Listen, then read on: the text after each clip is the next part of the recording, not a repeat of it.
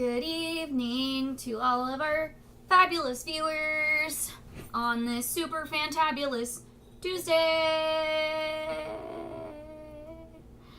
Happy holidays to you and yours, and thanks you guys for tuning in. I am your lovely host, the Molly Mayhem, sporting her lovely Tatiana at level 4. We are slowly working on getting to level 5, where I get to fireball everything, and it's going to be epic. You've got Luna playing as Nari, and Cheeky Angel playing as Sephi, Winter, who plays as the fucking Taurus Vivian, and our super awesome GM, Patrick. We're going to give you guys a lowdown on what you missed on last time, and where we're hanging out now, and what's about to happen, and then we're going to roll that dice. Alright, so last time on Pathfinder, our intrepid ladies made it down into the dungeons of Villery's Keep and confronted the some of her drudges that she had working on advanced alchemical formulas. These ones are tougher and badder than the ones that they had fought before. And they moved forward and found that what Villery's real plan is. Out of spite and hate for the people of Etrin's Folly, she has created a new magical disease that she plans to unleash on the entire town to get her vengeance for the way that her mother was shunned and run out of town 10 years ago when they had the first plague. So you guys managed to kill off Villery and her giant behemoth of a monster with a surprising speed. You killed them. And now you know that her drudge is on the way to deliver her chemical bomb to the people of Plaguestone. And you've been racing to catch up with this creature. As when last we left, you were right behind it. So, there's still a grim possibility the town of Etrin's Folly is now a town filled with the dead and dying. Miles pass and minutes turn to hours, and finally the unexpected village grows ever closer. There's no sign of Villery's minion, but that only adds to the growing sense of dread. Etrin's Folly comes into view at the crest of a hill. The alchemical drudge is now approaching its final destination, the Plaguestone, where it will carry out the final gruesome command from Villery. You are now in visual range of the drudge. Let's say at this point you are 90 feet from the drudge, and it is heading towards it at a reasonably quick pace.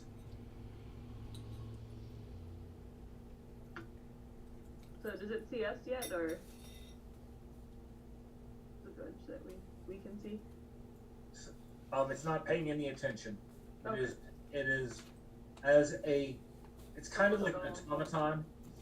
It doesn't have much of a mind of its own. It just follows orders as given. So it's a man. I need to follow his orders. I agree.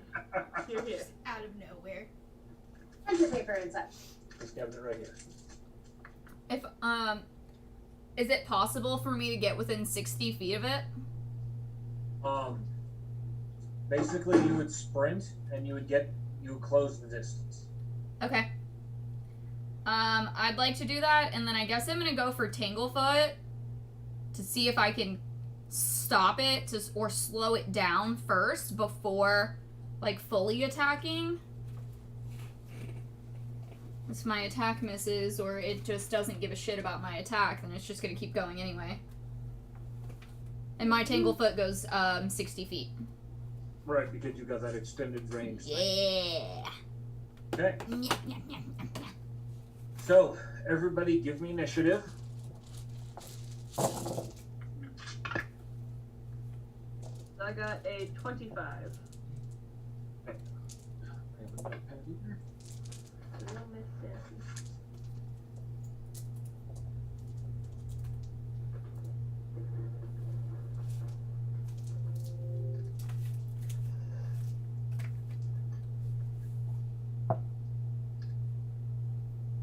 Damn, I got a 15.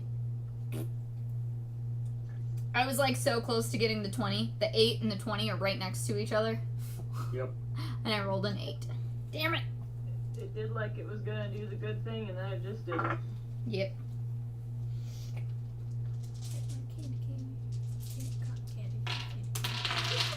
Either way. Could be both. Yeah. Nice roll. I got a 26.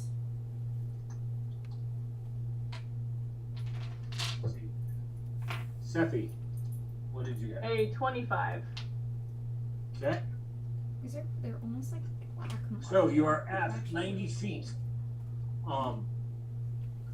Nari goes first. I go first. Okay. So where are we? Where is everyone? Where are the things? All right, you need me to give you a map? Well, like I was okay. We're all in a group and we all are just charging at this thing. Okay, we're just charging at it. Yeah, Yep. we ran towards it to close the distance because we saw it was 90 feet in front of us, and you said we gotta. How close are we now? 20? No, you're still at 90 feet. That's where we're starting the initiative. Okay, so we're 90 feet away from the creature. So you, depending on what you have and what range you have on your weapons, you'd have to move, try to run that close. Well, also, that's the range that's listed is where you don't take any penalties. If you shoot at something a little farther, you take a little more penalty. Gotcha.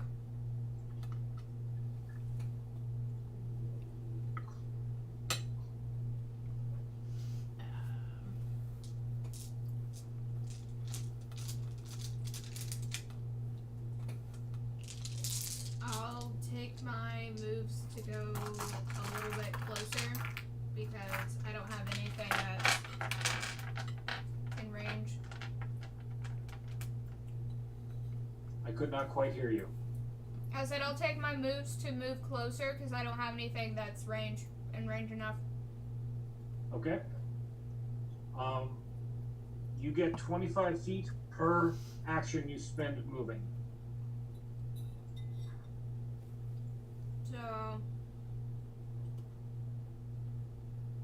if I use 2 of my moves to move forward, I didn't get within 40 feet of it. I can use my last move to do the last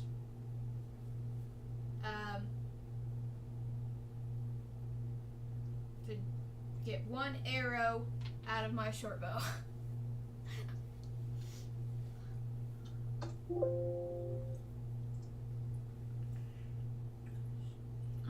Whenever you're ready to maneuver, I'm gonna split back. I can't eat all this. I wasn't that hungry. I didn't know that. It's okay. But that's why I was asking if you were hungry. I was basically telling you to eat food for yourself. So I ate. 1 second, I'm actually throwing together a map for you guys right quick. That's fine. Dang. You wipe it off my plate because this has cinnamon garlic in it. That's fine because I just found out that my sheet that I used did not save anything that I upgraded last time, so all my stuff is back to level 3.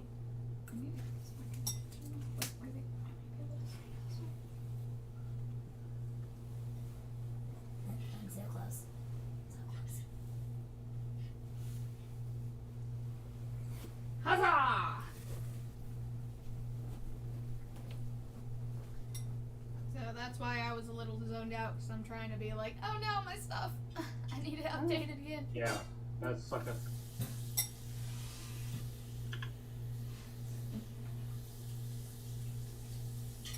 Okay. That's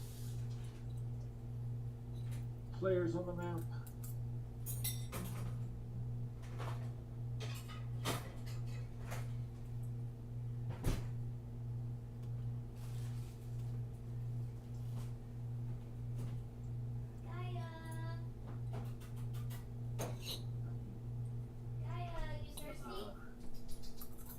back. Vivian. Thirsty, baby? Your bowl was empty. Need some water? Need some water, Benito? Get some water.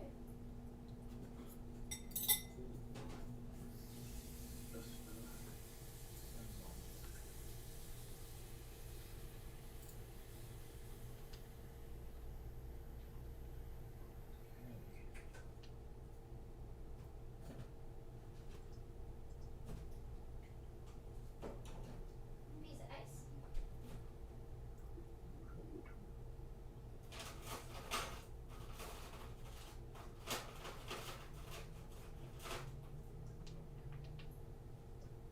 You sit.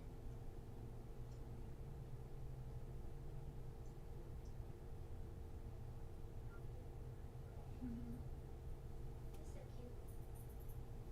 You're the cutest puppy in the world. I don't know where you came from, but oh Lord. Into my heart. She literally stole my whole fucking heart, I swear. She's so fucking cute, I can't handle it. Sweet baby girl. She really is, though. Like, I like, lose my shit all the time when I look at her. I'm just like, you're so cute! Yeah, me with Barney as well. Hey, there we go. Darcy Blaze! Sharing screen. What? Hmm? What is that?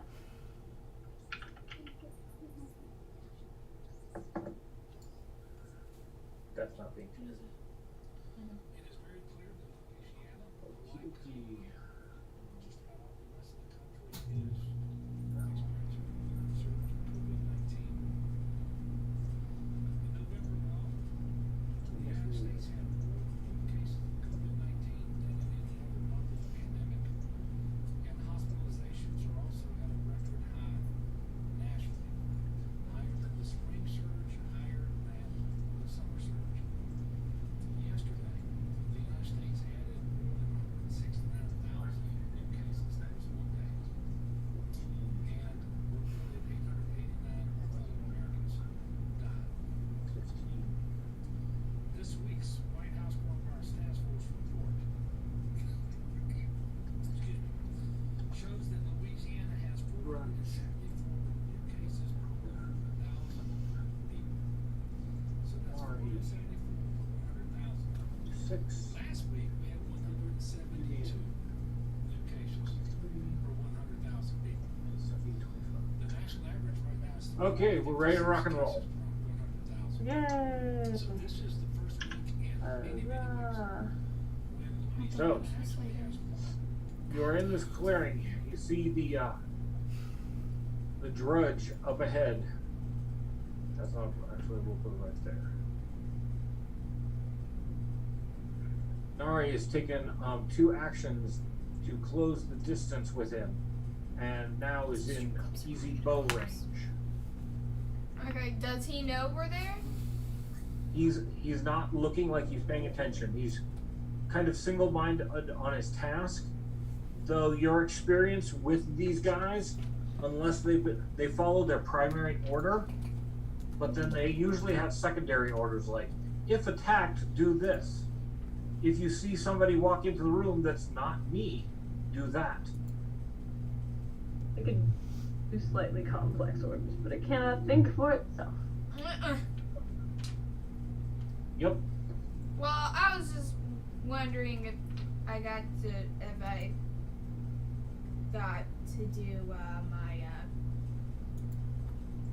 my sneak attack bonus. If you hit, very likely that this will qualify as a sneak attack. Okay.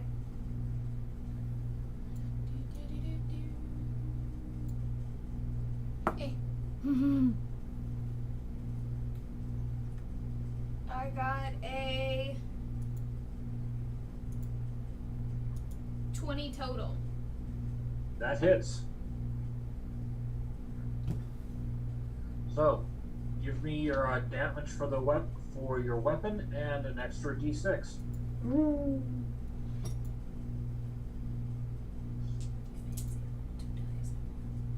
Um,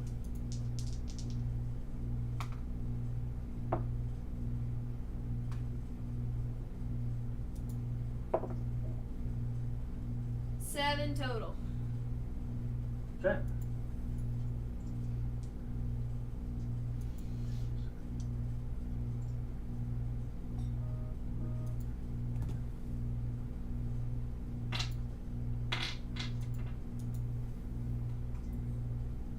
Okay. With the arrow sticking out of its back, it does stop, turn, and face you. You can see this football-shaped device in its that it's carrying in its hands. It does not look particularly fragile, but you probably don't want to screw with it. Okay.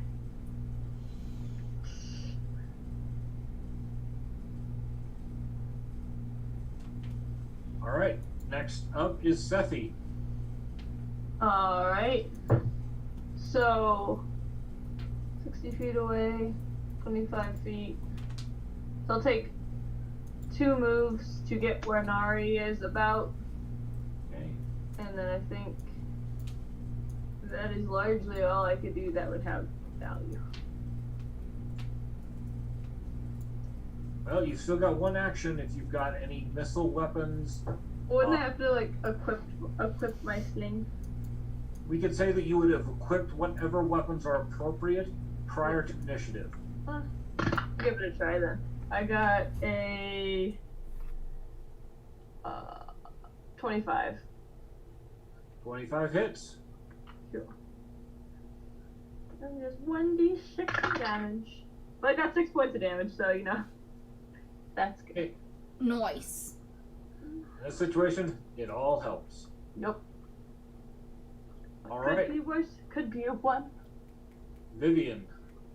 Um, Everyone can see that since the battles and exploration, Vivian's demeanor has gotten darker. There's something definitely going on within her as she's taking much more to the necromancy. The staff she carries, some of the other magical items, they might be having an effect on her. Huh. Okay.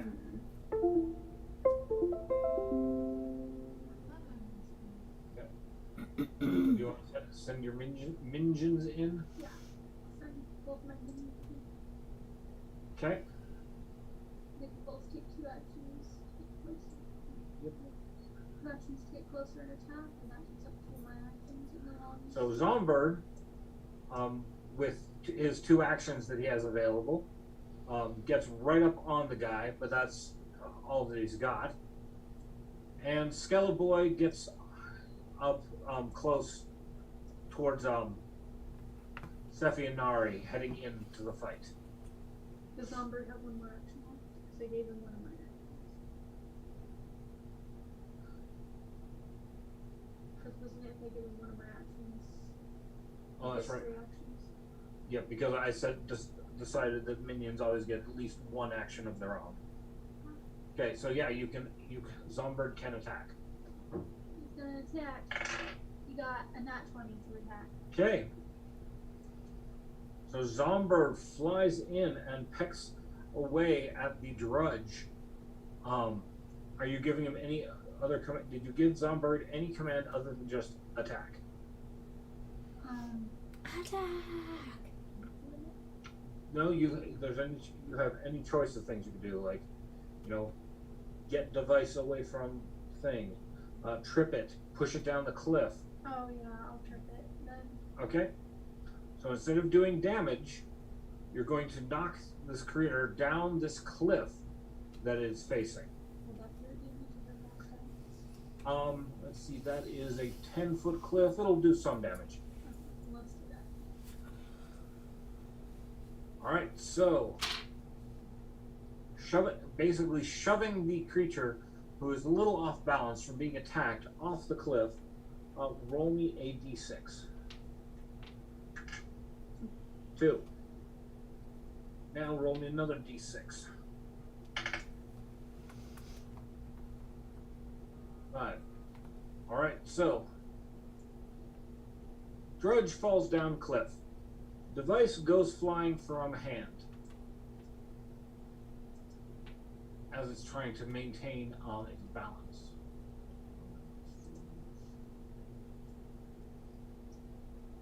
There we go. So there's the device laid on the map.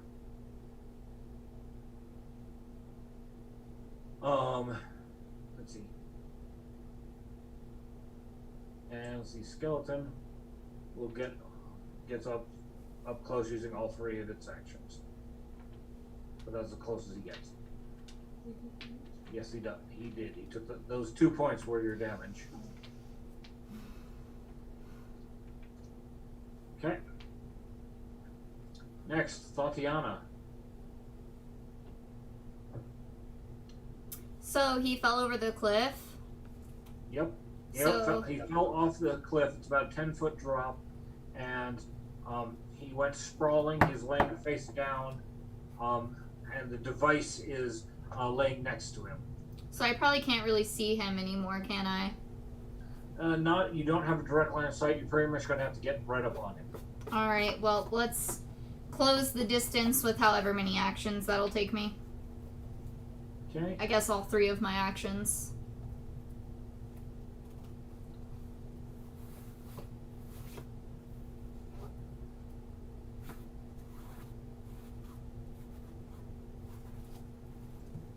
So, as an elf, you get more movement than others. So, 2 actions gets you here. Okay. And that is within enough range to cast a spell, I assume? With my Yes. line of sight? No, actually, because he's at the base of the cliff, you're going to pretty much have to get right up to the Yeah. little cliff. That's fine. Okay. We'll just... So, you get right up to the cliff. You can see him laying there sprawled. Okay. Is Vesta able to move up with me? Yes, her actions can follow you. Okay. Cool. Alright, and then Thwack will also move up as best as he can, but he's going to angle to go around the cliff. So he can come down and around.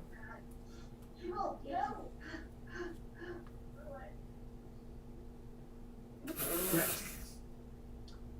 Alright, the Drudge, on its action, is going to stand. First action, stand up. Second action is going to fire the alchemical crossbow that's built in its arm at the closest person, which is Tatiana. Hey. And he gets a 20. Does that hit your armor class? Totally. Okay.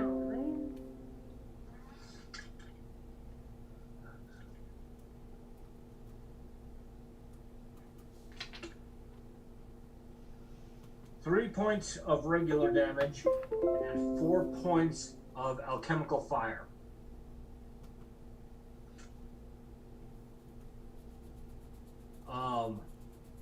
Your necklace.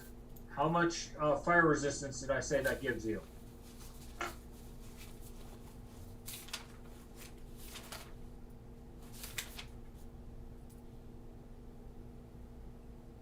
Plus 4 points fire resistance. Okay, so exactly those 4 points of fire, your necklace absorbs that, and you do not take that damage. You only take the 3 of regular damage. Fuck yeah. Yay. Yeah, you fucked up, bro! I rolled to see which alchemical substance he fired. He tried to use fire on you. Okay. Fire on the fire goddess. Good luck with that. Absolute fool. All right, Nari, your turn. My turn.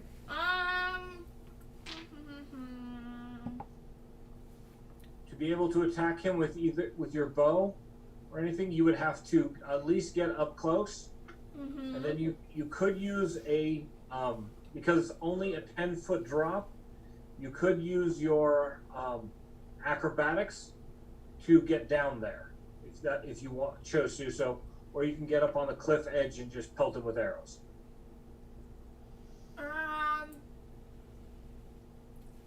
I'll just go up toward the edge. Okay. That's one action. Gonna One shoot. action. Gonna shoot him. Sure, why not?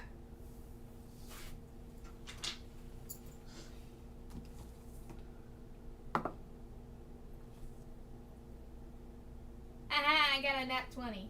Woo! All right. So it's no longer a sneak attack, but roll double damage, Woo!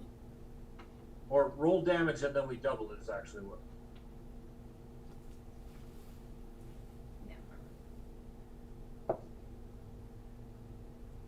I got 3. So, Okay. double. And we'll say that he also took it in one of his strangely constructed eyes, so his vision may be now limited. Yay! Nice. Alright, I added my sheet. Alright, Sephi. To the wish list for Awesome. streaming and photo shoots. So I added shit to the wish let's list for hit streaming and him photo with.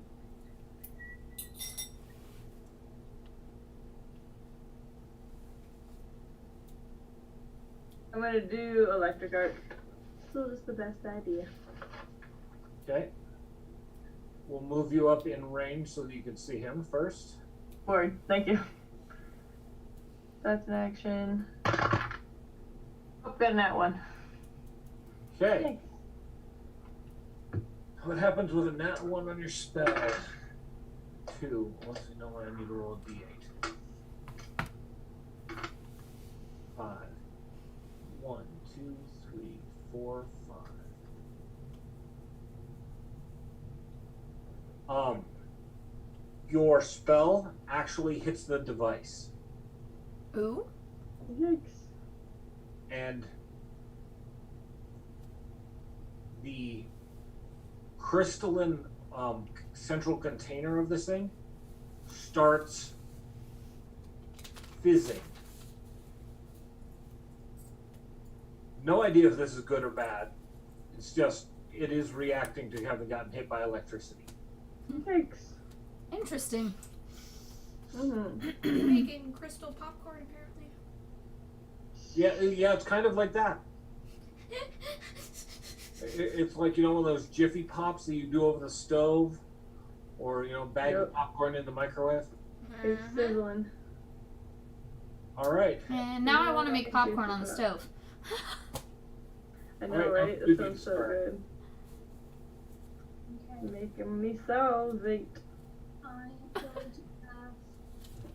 I'm going to. Okay. Is that one action? That would be 2. Okay. Then I'm going to cast Harm. Okay. Am I close enough to test it now? No, you'd have to spend another action to get down there.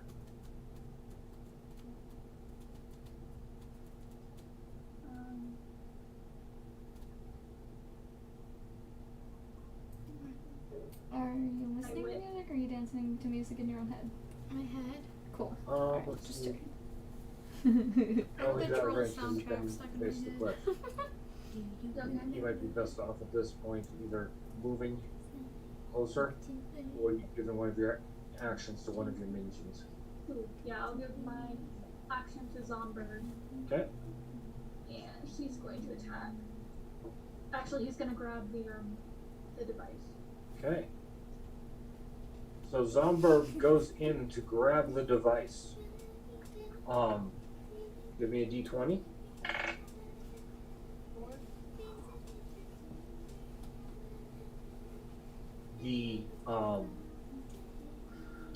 The drudge actually swats Zombird away from it and does not able to get a grip on it. And what's Skelly Boy's one action? Get down there. I'm back in just a second. Okay.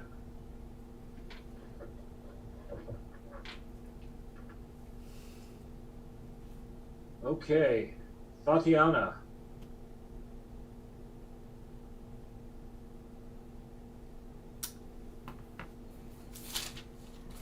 It looks like he's. Oh, could we possibly zoom in a little bit? Sure. Now that we're all like in the same area.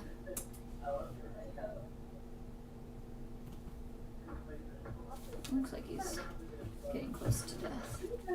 He's halfway there.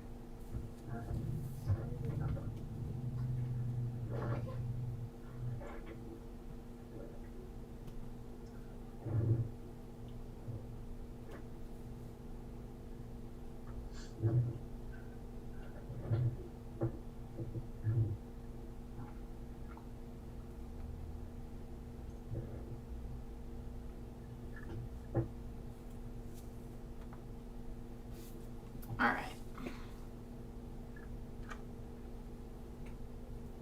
We're gonna go with produce flame for 28. Did I math that right? 28 is a critical hit. Woo! It is 10 points more than his AC. All right, so it's 1d4. So 8 points of damage. Well, okay, so I rolled a 4 on the die. It's 1d4 plus 3, so that's 7. And then plus 1 for Vesta means 8. Plus whatever my extra is. If I get double or if I have to roll again. Nope, you have very significantly damaged this guy. Fuck yeah. Cool. So then I have an action, or I can give Vesta my last action, which gives her 2 actions, 3 actions? She gets 1 action of her own, and by giving her one of yours, she gets another 2. Fuck So yeah. she would get a total of 3. Cool. So because he's down the cliff, can she like jump on top of him and whack him in the face with her tail? Yes, I will need a acrobatics roll for her. Okay. On the character sheet we gave you, I don't know if it lists I have it. acrobatics separately. I have it. Okay. She got a 10. A total of 10. Yeah. Okay. She basically face plants into the guy. Hopefully with her jaws wide open. Mm. That would be nice, but Extreme nose. Ooh. So, doing so, she will have hurt herself and takes 2 points of damage. okie doke. But she still gets her attack. Cool. So was that considered one action? Yes. Okay, cool. And then I can't we wrote down that both of her attacks are 1 action each as well. So Correct. okay. So she's gonna do a tail slash for 27. Okay, that hits. And it's 1d6 3. 7 points of damage. And Vesta does the kill steal. Woohoo! No. Go Vesta! Mm-hmm. The grudge is no more. It cannot complete its grim task. But yet you have this device here with this rolling viridian mist that could very possibly be of great harm to to anyone who comes across it. Okay. You probably don't want to just leave it sitting here in the grass at the foot of a cliff. We do not. Is How about there we take one from the American government and bury it, like we do with all our toxic waste?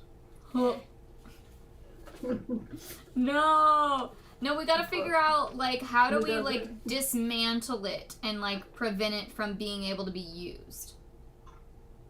is there something in the books that we picked up? Can we, like, roll for Arcana or Occultism? Crafting. Oh, well, my crafting is shit. Does anybody have a decent crafting? No, not really, but I'm giving it my best shot. I got a nat 20! Yos! Okay.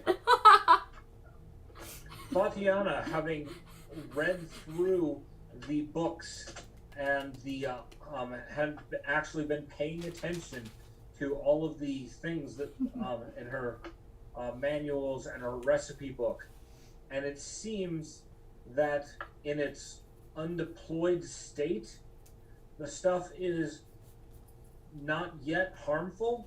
The final mixture happens when the case is activated. If you can disassemble the thing and destroy the 2 separate containers that are in it, and destroy them separately, fire will do it. It will burn off some of the essences. If you do that separately, then they won't mix. You know, like kind of like epoxy. Okay. They're not deadly separated, but they had to mix. Gotcha. So, but you're going to need time and tools. Okay. We got time. Yeah, do we the question is, do we have the tools? You don't have the tools, but there are tons of alchemy tools and that lab back at the keep that you guys just ransacked. Alright, Not well. the first lab that Tatiana blew the fuck out of, but the lower Down one there. that was still intact. Cool. Nice. Well, let's pick it up Now. and head back. You do have choices. You're no longer on a time clock. You are within range of the of Etrin's Folly, and you could go into town, report what's going on, get a good night's sleep, because you guys have been going long and hard. This is true. So you can do that, or you can immediately head back to the back to her hideout. Since we're close to town, I think we probably should head back to the hideout. If only because we're still heading into town and being like, by the way, we found the toxic death bomb. Yeah. Not the best look. I think they'd rather just hear about the toxic death bomb versus witness it for themselves. Okay. Well, you guys have been running yourself ragged. You're probably going to need rest one way or the other. Yeah. We can camp out. Okay. Yeah, I'm It's okay with essentially a nuclear reactor. taking a nap. All right.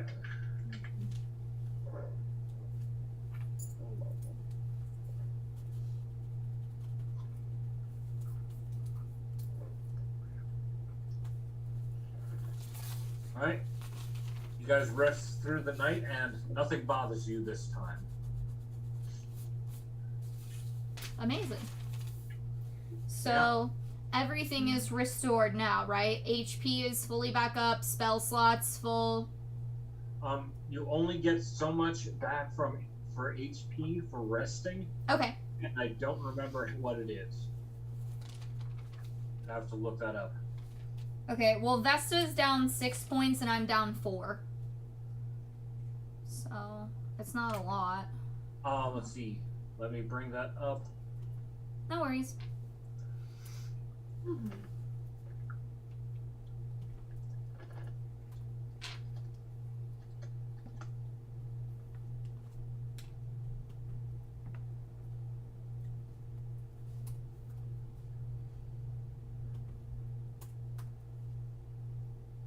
Okay. Let's see. By resting for 8 hours, you get your Constitution modifier plus your times your level. So what's your Constitution modifier? Okay, minimum. It's a Constitution modifier minimum 1. So it'd be 1 times your level. You get back 4 hit points. I was about to say, how do I get negative hit points? Oh, God. Yeah, no, no negative hit points. You don't get worse for just for sleeping. I'm just that terrible of a person. I mean, honestly, if that's not the most relatable thing with me in real life, I don't know what is. You rested. Guess what? There goes your HP. You have to roll the die to see how bad it's going to be. But you also have a healer with you to ensure that everything's going okay. Yeah. Tend wounds, patch things up. Yep. Alright, it also means that you have time to do your redo spells, pray to your gods, etc., etc. Meditate in the breath. Okay. Mm-hmm. So, Vivian prays to, what's her name? Callistria. And she has a vivid dream from a vision from her goddess. Her goddess is sitting on a throne made of skulls and bones and things made of those who have earned the vengeance and hate of her goddess. You swore an oath to avenge Bort's murder, and you found both the man that directly killed him, and the villainess who instigated it. She was attempting to get vengeance for her own mother, but her vengeance was not just. Her vengeance was only for a slight she felt in her own mind. And therefore, I applaud you for not allowing her to profane the sacred act of vengeance. I am very pleased with you for having completed this first task, and I will set you more tasks in the future. For now, take this gift. And the goddess Callistria reaches out and touches Vivian in the middle of the forehead. There is now a small mark in the middle of her head that is shaped kind of like a skull. Ooh. But you have to look closely to really tell. Don't think I will. In doing so, Vivian feels her alignment shift. Ooh.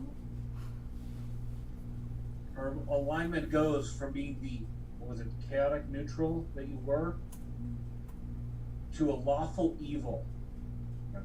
Whoa. Dun, dun, dun.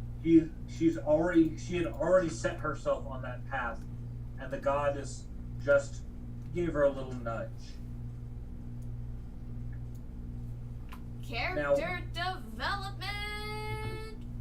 So, what comes with this mark on her forehead, and what more her goddess might ask of her, we're yet to find out. Bum bum bum. Being marked by the gods is never peaceful. Yeah. Woo! Alright. Anyone else going to do anything in particular? Nah, I'm just chilling. Sleep. Take a nap. Steffi, what's your goddess's name? My goddess doesn't really have a name, it's much like nature. She's a demigod of nature. I thought there was a god name for that one, but I can't remember. Not that I recall. I've written down. Steffi also, during her sleep, gets a vision. It feels very much like home. Oh. And it is an ethereal forest. A place that you know, but you can't give it a name. You hear this voice, neither male nor female, but both, and shifting back and forth all along the spectrum. It is the embodiment of nature. Nice. And it is pleased with you for having prevented this perversion of nature. Disease and rot have their place, but these artificially created foulness and mutation are not part of the domain of nature. So you having helped prevent this, your deity is pleased. Good. So, with this, the amorphous form that is nature reaches out a hand that is somewhere between a branch or a paw. You never can quite tell. And hands you a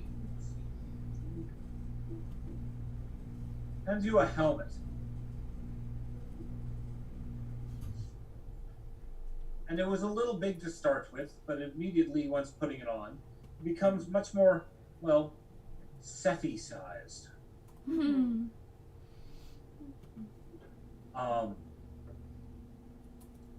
can feel that there are magics within this helmet, very much aligned with the spirit of nature. You already have the ability to talk with plants, don't you? Yes. Okay? Once per day, you can command plants. She goes, "Hey, buddy, you want to do this?"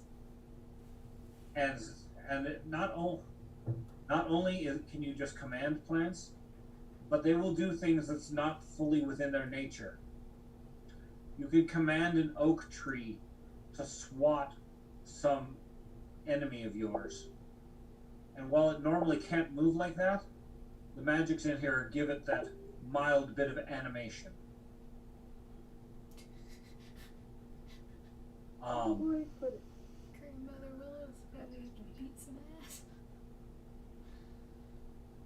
Now, of course, the commands have to be in some basic thoughts that a tree might understand. There has to be some logic there. Yeah. Right. Tree is not going to do advanced algebra. Or it's not gonna like grow wings and fly away. Right. Exactly that. But oak tree, move over there. Far more doable. Yeah. Let's see. Nari, do you worship any particular gods? No, Or just what kind of agnostic? I don't really believe in. Yeah, no. Agnostic. Well, there's atheist and there's agnostic. No, my character. No, Nari doesn't do any of that. Okay. And Tatiana, you worship the dragon god of fire and destruction. Yes. Okay. Alright. Dragon god would not be particularly care one way or the other about the mortals and what you saving them. Yeah. Nope, I didn't do any cool fire stuff. I mean, you just blow up that lab. Yeah. Well, that's true. There's a small Okay, so circle. I guess I'll take a moment to just thank him for all the assistance that he's... Well, and especially because Vesta did just put the final blow on this guy that we were chasing after, too. And if it wasn't for him giving me Vesta, I wouldn't have had that help. So I guess I could take a moment. Did he give you Vesta? Yeah. Yeah, Okay. we did the role-playing thing, and I, sat there, and we were sitting by the fire, and I was just looking at the fire and being like, if there is any way you could ever bring... Well, I think I chose a familiar. Right, you did the familiar ritual. But then I also, did it as praying to him at the same time, and then she popped out of the fire. Okay. So it was kind of like a combination of... I chose familiar as my thing, but I asked my god for a familiar. Okay. And that's what I got. So you pray to him, and while he doesn't respond, he delegates. and one of his higher level followers meets you in a vision. This is a creature made of pure flame. And he introduces himself as a Efreet. Okay. Do you know what an Efreet is? I don't. Tatiana might. An Efreet are one of the genies, Okay. but they are the fire ones. Mm-hmm. They are generally lawful evil, Cool. if I remember correctly. And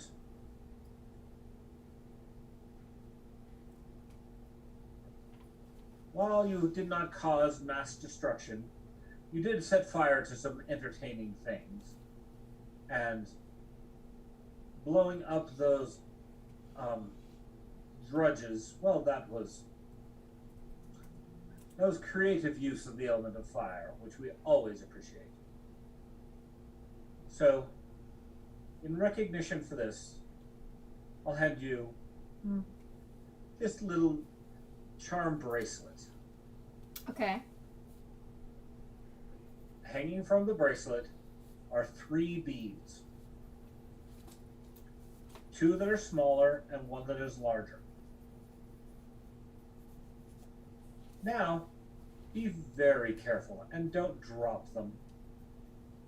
You don't want to be at the center of a fireball. Or do I?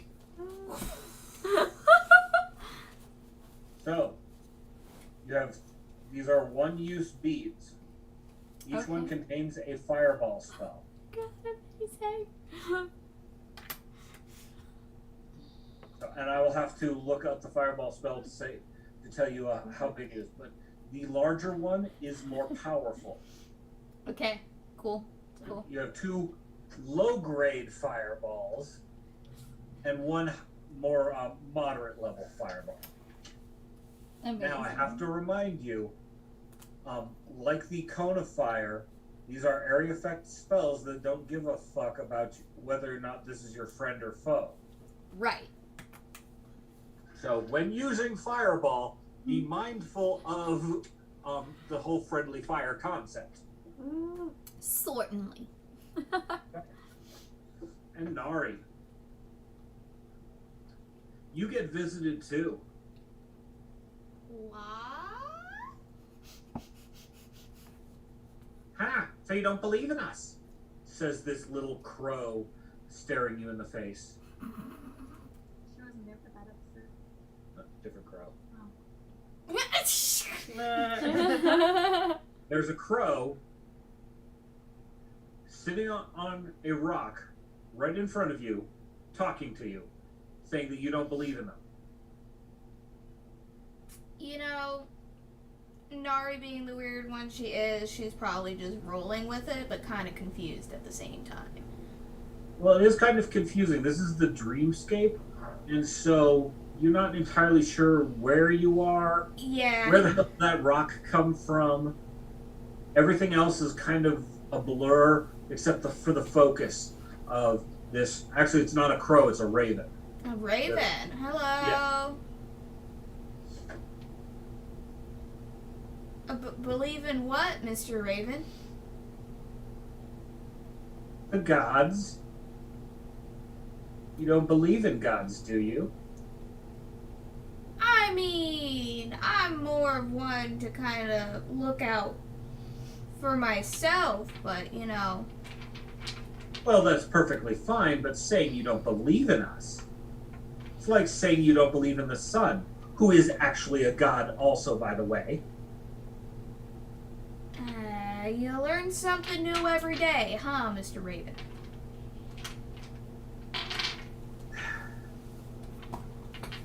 Sooner or later, you're going to have to decide to actually acknowledge us, especially if you keep doing heroic. And how the hell a raven can bring its wings up and make air quotes? It's just the wings, just... Yeah. How you could do heroic things. But there are followers of mine who've been spared by you and your friends' actions. And so, I will give you this shiny. Shiny. Thanks, guy. Shiny. And he coughs up a ring.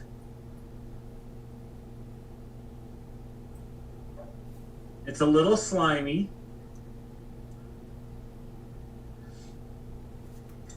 It is a dark silver ring, very tarnished, and no matter what you do, you'll never be able to get the tarnish off of it. It's okay, it's edgy. In the center of it is a faceted black jewel. It's not opaque. In theory, you should be able to see into it, but it's almost like there's swirling mist and shadows inside the ring itself.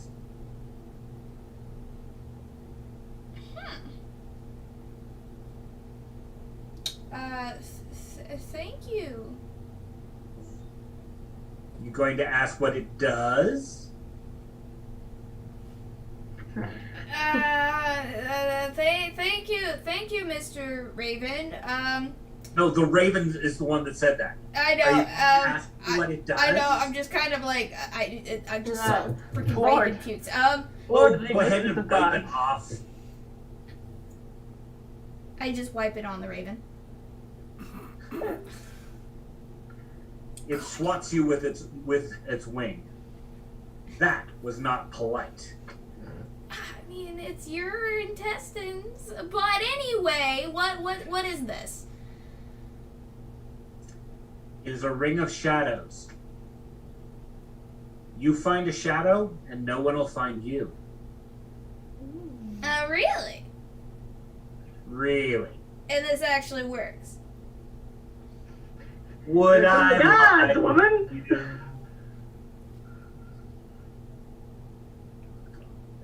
I'm gonna assume yes, but I'm still gonna keep it because it sounds cool. Let's put it this way. You'll learn more about me eventually, and I won't lie to you. But you can't trust everything I say. Or at least what you think you heard me say. Oh dear God. Fair enough, bird. Fair enough.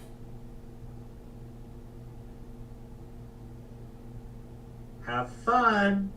And with that, the raven turns and flies off. You put it on, and when you wake up from this dreamscape, the ring is actually on your finger.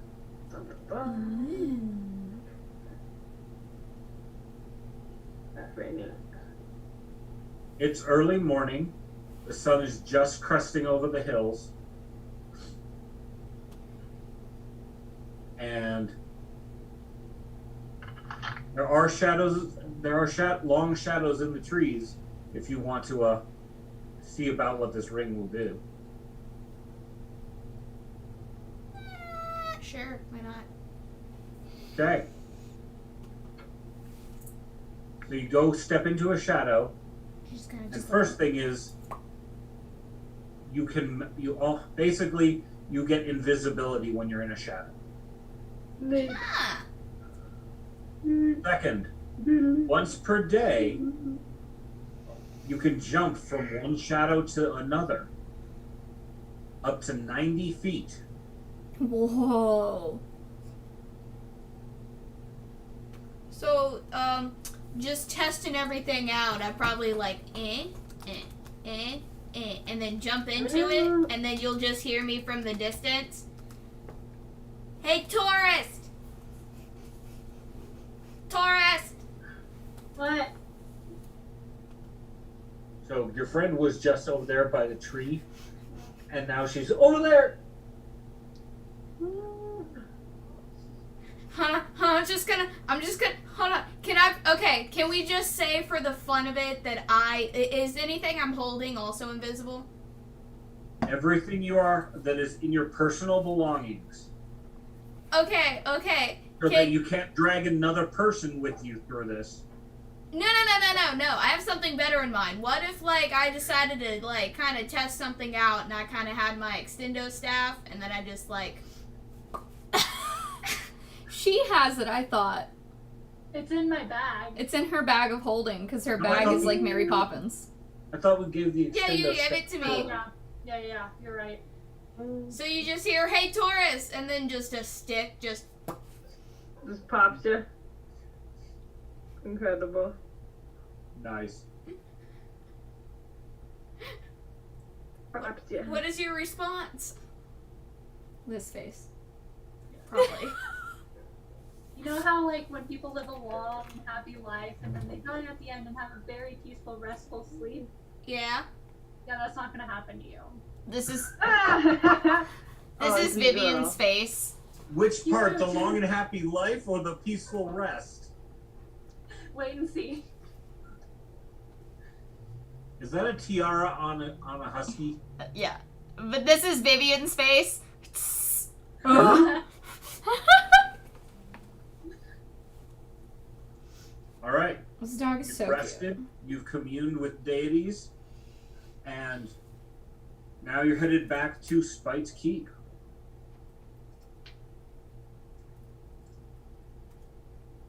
I just think Nari should be careful about being rude to her deity. As far as Nari's concerned, Yay. she wasn't that rude. All right, you, What? So as far as Nari's concerned, she wasn't that rude. okay. Are you going to tell anybody about who you ran into? You know, like, hey, interpret this dream for me. I mean, I know what I'm dreaming. Or are you keeping I it have to a high yourself? religion score, so I could probably tell you who it is. I mean, as far as I know, no one has questioned the fact that I'm jumping through shadows and poking them from nowhere. But I Well- can command plants. You know, weird things just happen sometimes. This group.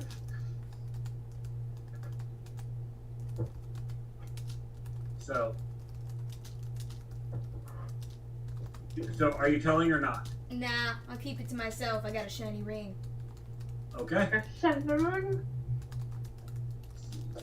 Steffi would probably just laugh at you hitting Vivian in the face with the stick in the shadows and be like, because I mean, she's a parfait, so she's, you know, more fey creature than not. So it's like, yeah, sometimes just weird shit just happens. You just see a stick. just have Like, weird just things. the They have stick. them. You just hear a voice Oh. and then a stick. Exactly.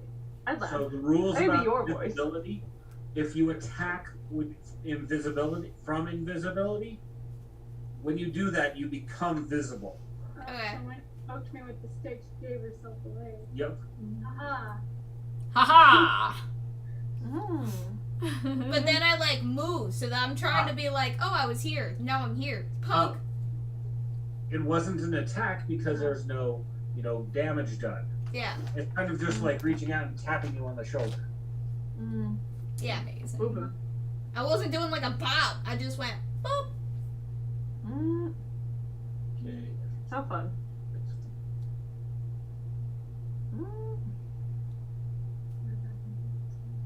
Yep. So you're headed back to Villery's lair. And you know that there are parts of the keep that you guys have not ransacked. Yeah.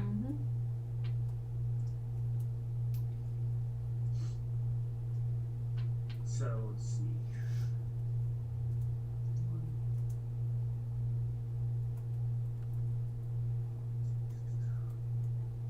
You know.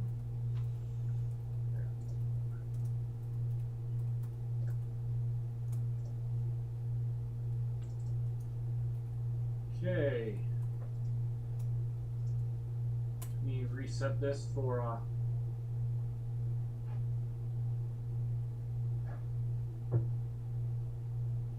Oh god, I'm so bummed.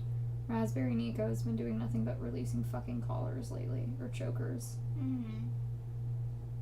I mean, they've been doing that for a while now. Alright. Well, they did some made-to-order puppy ears on November 6th, and I should have fucking bought some.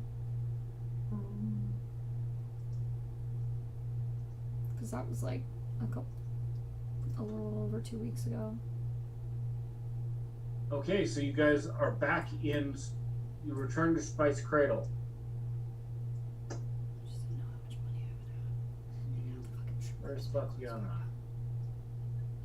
So we're just gonna have to go work and get bits of like every other weekend.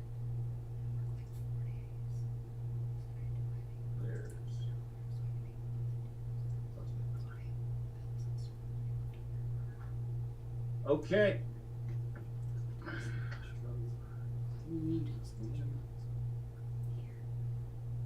You are in the main entryway where you started.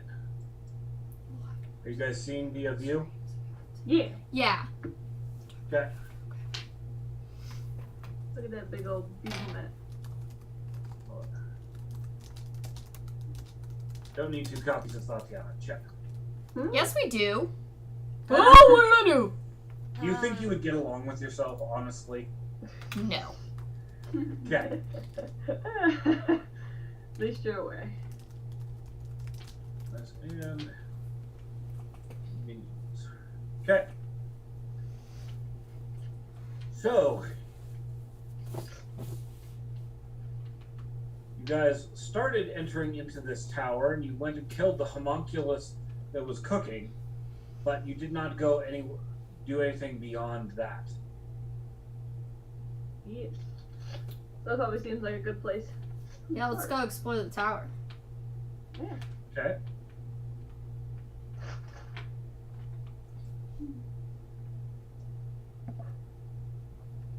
Word. Booby trap. Booby trap. Okay. That booby trap wasn't supposed to be seen. Oh, unfortunately, I'm going to have to throw it out because what fun is that? Oh man. We can just pretend we didn't see it and roll for it, and if we just get a bad roll, then it just gets stripped away. Yeah, bro, let's go with that. Word. I like games of chess. So we'll say you come up and you come up the stairs, you find a double set of doors. Now you haven't found any sleeping quarters, so it's highly likely that the ladies' chambers are behind those doors. Everybody give me a perception check for finding the trap that's there. Sephi got a 17. Okay. I also got a 17. Tatiana got a 17. Oh, sorry. I got a 21. Okay. Actually, for Nari, roll a stealth check.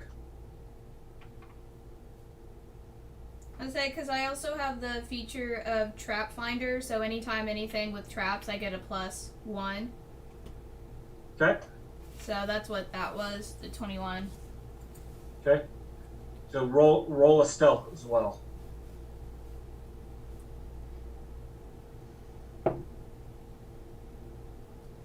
$26. Okay. Before anyone manages to reach the handle, Nari stops them, noting the strange panels in the ceiling above. There's probably something that's going to fall down on you if you don't deal with the trap or deal with the trigger mechanism.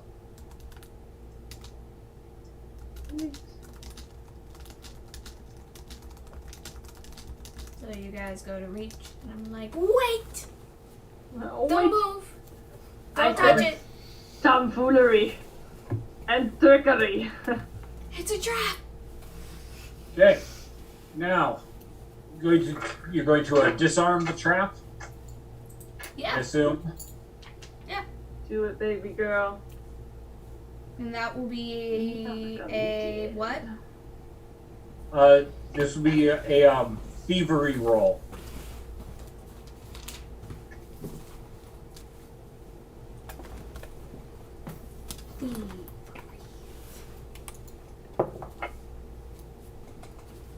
Got a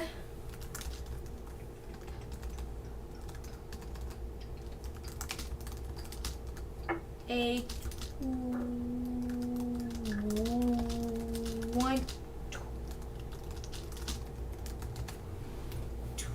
I did not hear what you said. 20. She's trying to do math. I'm trying to do math. Is it more than 20? Yes. Okay, that's good enough. Okay. You do successfully disarm the trap. It is now wedged to where these panels will not fall open. Hey. Alright. So opening the doors, it also crosses your mind that instead of having to disarm this trap and pick its lock, there's probably a key someplace that could, they could have done the same thing. No. The doors open to reveal a bedchamber with a large bed opposite the door, flanked by a desk and dresser. The heady scent of lilac hangs in the air, emanating from a cone of incense that has burned out in the last day.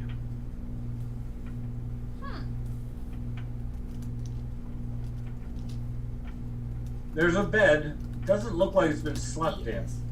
What? Oh. Based on her This? manic state, she's probably not been doing much sleeping and just keeping herself up with some of her alchemical creations.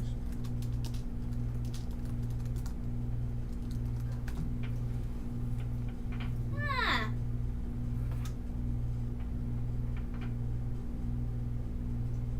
Good to know. If we don't see anything pertinent to our quest on the shelves or whatever, then probably we are. Are you going to do a search? Yeah. I do. On search More theory. perception. Okay. Sephi got a 30. Okay. No, never mind. Got a 28. Pretty damn close to 30. Yeah, my 16 looked like an 18 until I leaned forward and verified. I got a 23. Okay. Well, after searching, looking through her desk, you find all of the correspondences with Halled's letters confirming deliveries of the shipments of the alchemical agents. Another piece of parchment contains a timeline of dates and notable occurrences. It even shows the date of Bort's caravan is supposed to arrive in town. Tie up loose ends, merchant.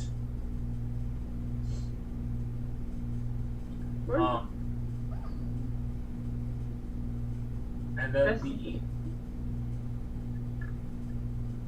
what was it? And then a final entry on a date that's not yet listed. It says Mother Avenged. So clearly she was documenting her intention to get her vengeance. I love how she was so confident in the fact she was gonna win. She's like, I'm just gonna predate this for the day that I will get vengeance for my mother. It's going to happen. Nothing will get in my way. I am a genius. I just love it. I love it. It's funny. So there's clothes of good make in the dresser, but nothing particularly valuable.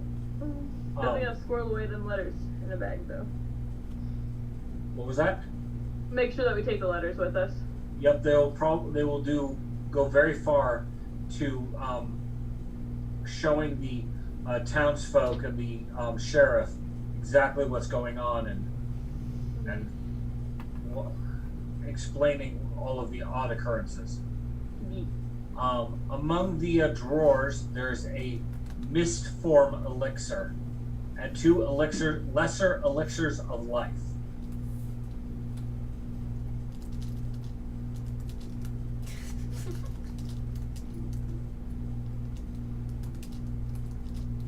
We'll definitely want to take those, probably.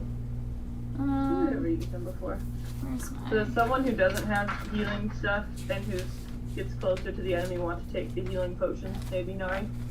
Maybe Nari, maybe? I have one... Was it healing or elixir of life? That was elixirs of life. Lesser elixir of life. I mean, I have a few. I have 1, 2, 3, 4, 5. I have 6 healing potions and 2 elixirs of life. So I think I'm okay on taking it if someone has less than me. I have 1 healing potion. You should take it. You should take those. Just in case there's ever a moment when Vivian isn't close enough to heal you. Okay. And what is it again? Lesser elixir of life. Yes. Okay. Two of them. Two. Okay. Hey, there's a chest in the corner. It's closed but not locked. Inside of it are 3 sacks containing a large amount of coin. Fuck yeah. 53 gold,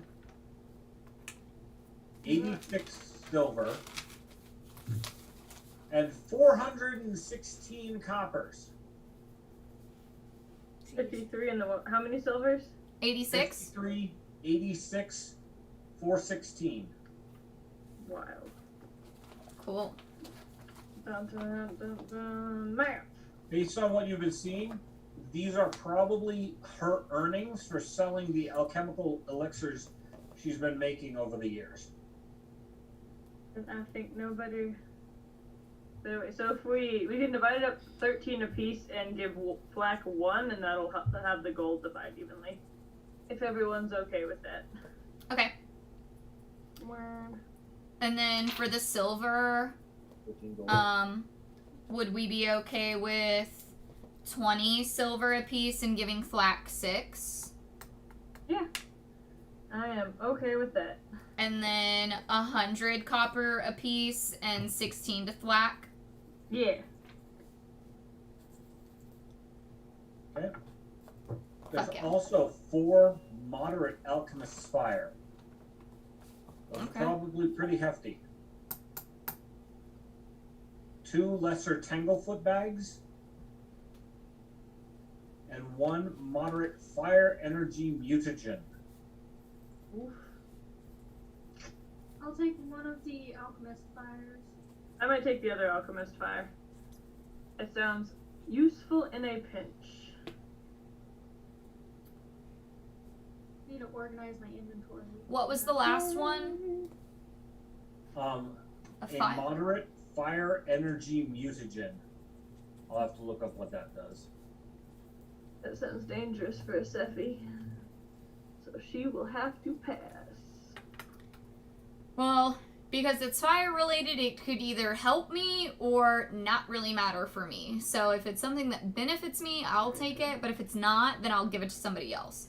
So Sephi took 1 alchemist fire and Vivian took 1 alchemist fire. Yes. I don't need alchemist fire. Do you want 2 alchemist fire, or do you want to let them take the other ones? And you could take the 2 tanglefoot bags. I already have a Tanglefoot bag. It doesn't hurt to have more. I mean, Yeah. you can always have them. Like, Sephi and I have Tanglefoot, so, like, we can use that at will. But, again, if you're closer to the enemy than we are and you want to try to capture them versus kill them...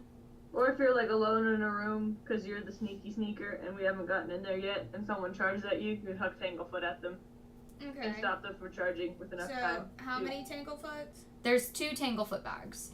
Okay. So would you rather 2 Tanglefoot bags or the Alchemist Fire? I mean, you could do both if you really want both.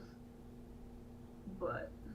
Well, there's 6 things that could be divvied up, and I don't need any of them. So if Yeah. each of you take 2, that would be even. Yeah, I'll take a second Alchemist Fire. Okay.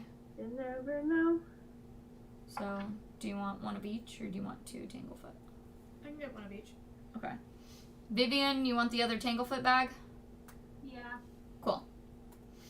Alright, so that energy mutagen is you temporarily get resistance to fire, and you start doing fire damage with melee weapons.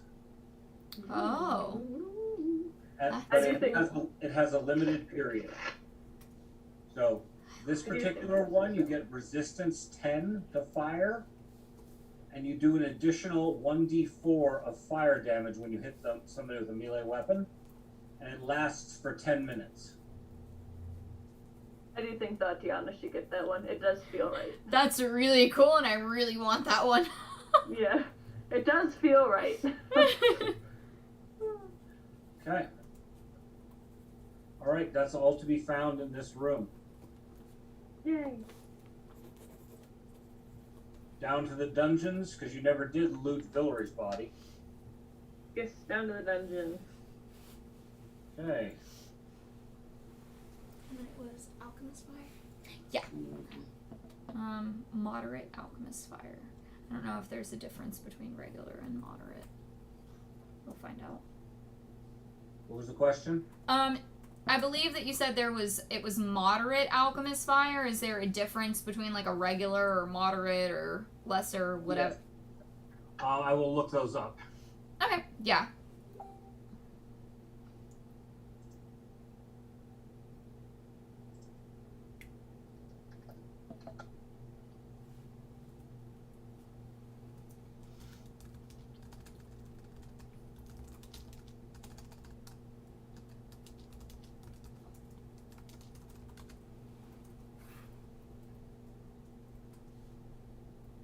Okay. So, a moderate alchemist fire gets a +1 to an attack bonus. It does 2d8 damage and 2 persistent, and 2 splash damage to anyone adjacent to the the bomb going off.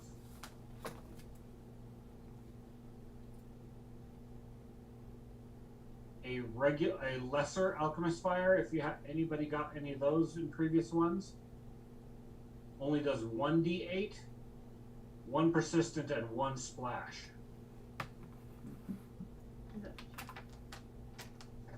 Julie, I'm about to write all this down in a notebook, in which case Google will become my very bestest friend. So, like at the moment, it's all just a bit jump. Yeah, I have to redo my backpack also and reorganize it because it's just, I'm writing down everything every time, and so then there's like doubles of things. Yeah, exactly. So I'm like, quite frankly, it's all gonna have to go in a notebook or something at some point. That probably isn't right this very second. I don't think I have. Oh, maybe I do have a notebook over here. Sweet. Well, then it might go in this notebook, but I can do that passively as we play. I should add her points to my backpack.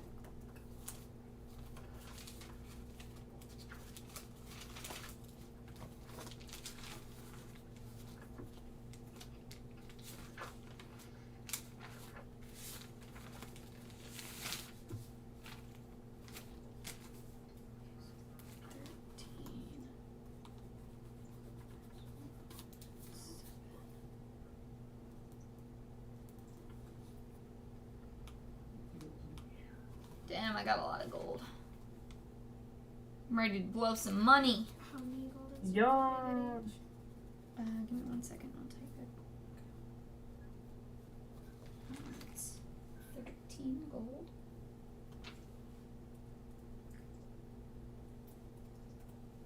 Okay. 20 silver. You're back at, you've managed to go back down 100 into the copper. dungeon beneath the keep. Here, the bodies of the drudges are still there. The all of the alchemical tools and so forth. Doesn't look like anything's really changed in the day since you came through and ravaged the place. Cool. Word. Can we dismantle the thing since we have access to the tools? Yes, I need a crafting check from somebody who's going to do this. Who has the best crafting? We went over But this they last. don't even have a halfway decent crafting. I'm just gonna roll for it. And hope. My crafting right now is a 4. Well, that makes you better than me. Does Oh, I'll try it then. anyone have a higher than a 4? Oh. We got Nari coming in hot. I got a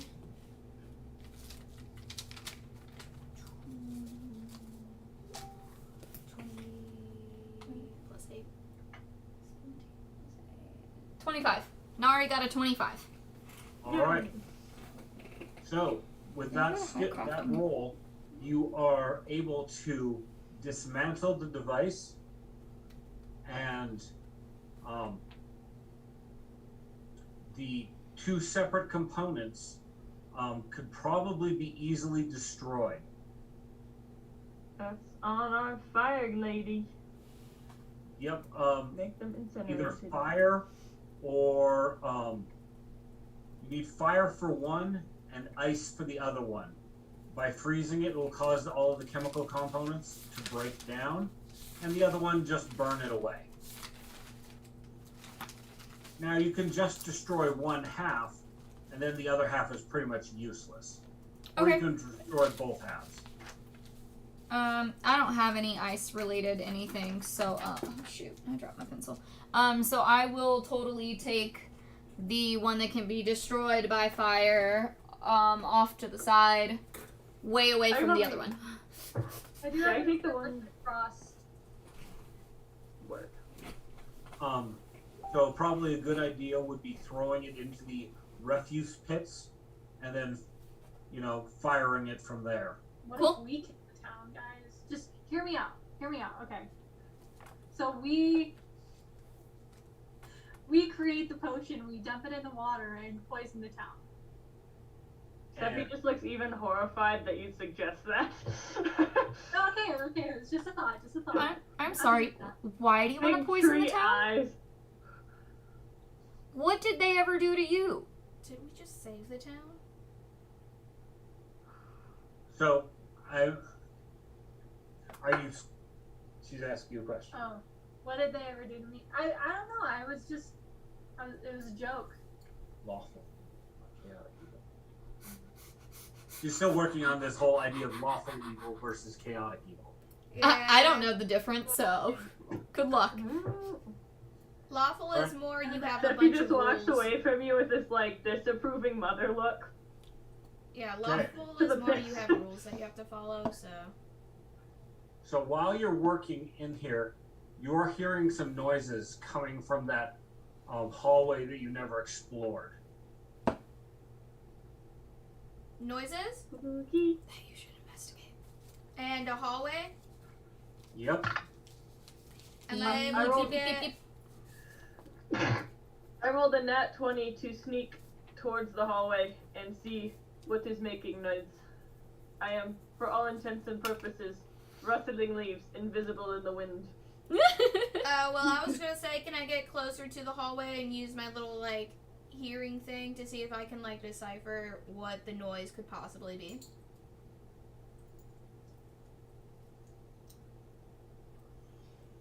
This hallway leads in a raised platform that looks down onto some cells. This is probably where they've kept the creatures and so forth that that Villery was experimenting on. Question answered. It was spooky monster. Now this creature is an amalgamation of body parts that have been grafted together. This is no natural creature, and if you had anything to say, it would be that it looked like it was an existence of pain and rage, and it is right now trying to tear its way through the bars that are holding it. That's a rough life, there, bud. I think Steffi would just waddle up to Villery and pull on her pant leg, point at the monster, and do this motion. This would be like a mercy You kill. mean It's very Vivian. obviously Vivian. It's very Villery's dead, obviously you killed her. Huh? Villery's dead, you killed her. That's true. I got my V's befuddled. While V's So you flop. can tell that there are limbs from humans and possibly a troll, but the majority of the body looks to have been maybe a orc, and from the rags and so forth on it, maybe some kind of shaman or witch doctor.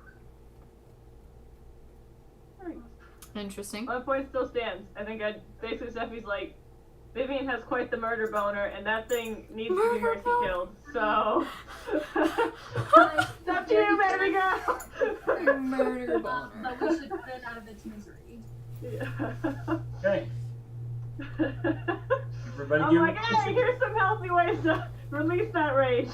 Just go kill that thing. What are we rolling for? Either perception or initiative, I don't know. Get everybody. Initiative. Okay. Oh, Yeah, where's me? There I there you am. go. Was it 2 Tatianas? Now we got no Tatianas. Gotta get the program here. 1, 2, 5, who knows? I mean, we have half a dozen. We could basically take over the whole town. Okay, who got what? Tatiana got a 12. What are we rolling for? Initiative. Nari got a Maybe. 10. 13. But we all rolled low, Steffi got a 24. except for Seth. Yeah, cause like, If Steffi's idea. see, the thing that fucks me over with perception is like the wisdom and stuff, which I do not have. So Yeah, it's a wisdom based out, which is why I do pretty okay. Isn't it dexterity? It's because perception is based on that. Sometimes your initiative might be based on other stats.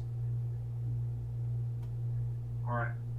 So, Sethi, having snuck around the corner as a leaf in the wind, you can see this creature as it's tearing at the bars, and it looks like it's actually making headway. The bars in front of it may not hold out very long. It's okay. Steffi, plan for this. She's like, ah, and cast Tanglefoot. Okay. She was, ah. Absolutely thought that thing was going to break through and got a 23. To Most Tanglefoot. most likely a hit. I'm just getting to the right stats. Oh, you're good. Take your time. But yeah, no, I was absolutely like, oh, it's going to break through. Let's not do that. Okay. So 23 does hit. Yay. Don't come through the bars. Ah! That's all she can do. Okay. Anything? Yeah, Anything have- besides Tanglefoot? Have my sling again. Equip my sling. Ready to go. Okay. All right. Next up is Thwack. oh yeah, I'm assuming that you sounded an alert, and everybody's. Yeah, I mean, like, by the time I go over and pull on Vivian's pant leg and, like, be like, you should go mercy kill that monster, I'm sure everyone else is like, what? She should go do what? So you are on a raised platform overlooking the this pit area where they've been keeping this creature. Fireball. Thwack will pull out his bow and start pinning arrows into it. And he manages to sink 2 arrows into it.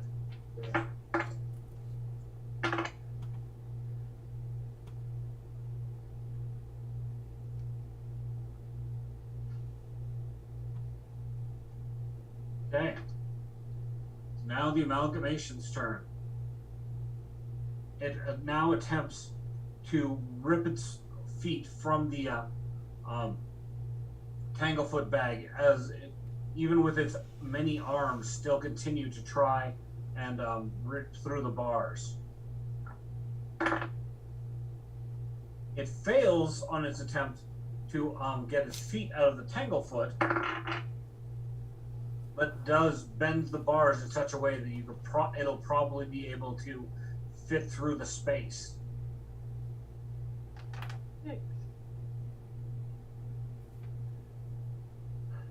All right, Vivian. I am going to cast farm. Okay. Hold on. I thought she was gonna say Feels puppy ear. ill-advised. No. Sorry, it's my fault. I distracted her. It's my fault. It's okay. I distract myself all the time. Well, I saw it and I knew that you needed to know. Thank you. Because they're about to do customs. And they're only going to have 8 slots open. Okay, I'm going to cast. Okay, so I took a feat earlier that made my heal a D10 instead of a D8. Does that transfer over? Yes.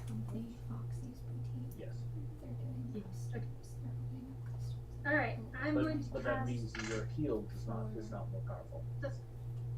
Only 8 custom slots. I'm going to cast farm Puppy ears. Because she wants with 2 actions. we could Okay. get a custom slot. And It's I on got the a, coin. not high. I got a 7. Could also be that we all got the coin. We all get ears. Okay, But it does if not she hit. touches it before she gets it, we could help her get some ears. Well, its feet are still glued to the ground. It's still able to move in odd ways because it doesn't have all the usual joints that it should. It's got, an extra set of hips that make it move weird. But it does manage to dodge the spell. Yeah. All right, Tatiana.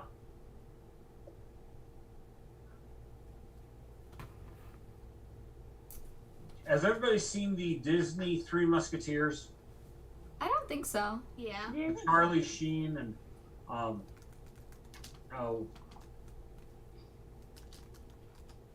Kiefer Sutherland, I think it is. No, I don't think I have.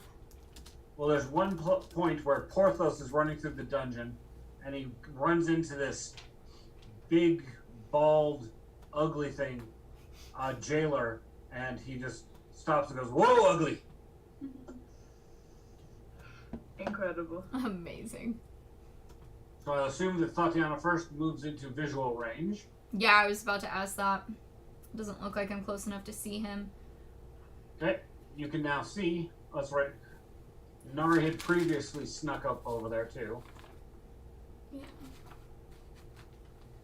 Open Nari over there. So am I... Man, I'd rather be beside Flack than behind Flack. But I guess I have to take an action to do that. Nope, the distance is sufficient. You could have. I just randomly picked a spot to drop you. Okay. So I'm gonna go with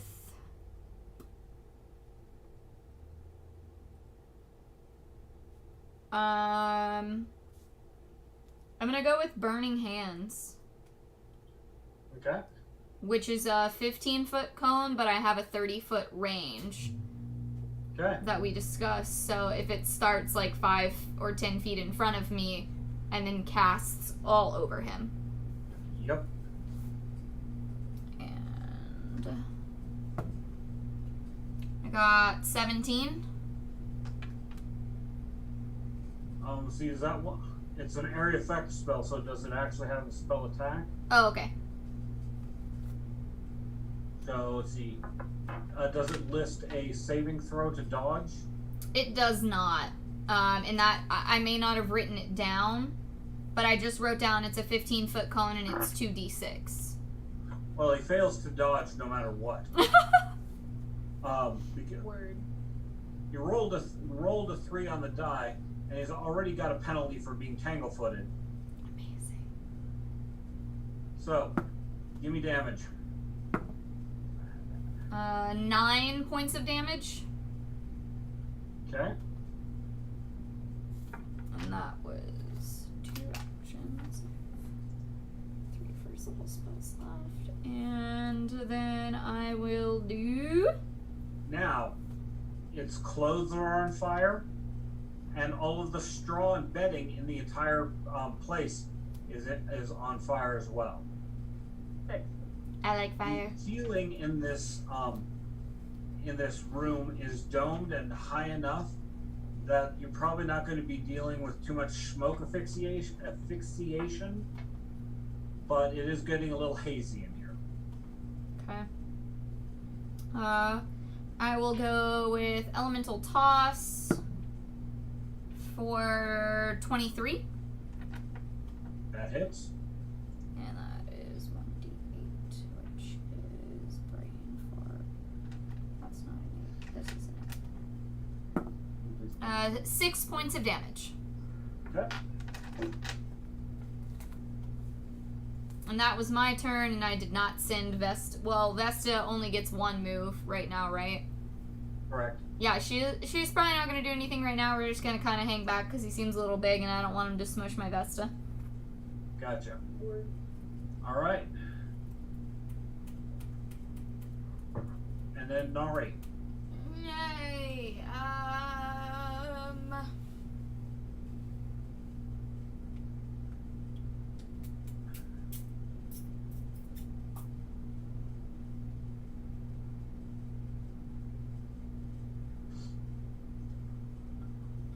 Suggestion? Yes. Tactical idea, just an idea strikes in your head.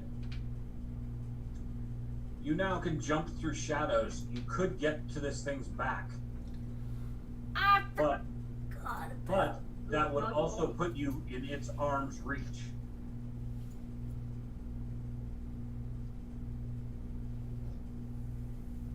So you do incur a little bit of risk jumping in there. But you'd also be able to, do some major backstabbiness. Rogue AF. Because you can only jump through shadows once per day. I'm not counting your experimenting with the ring as part of it. Okay.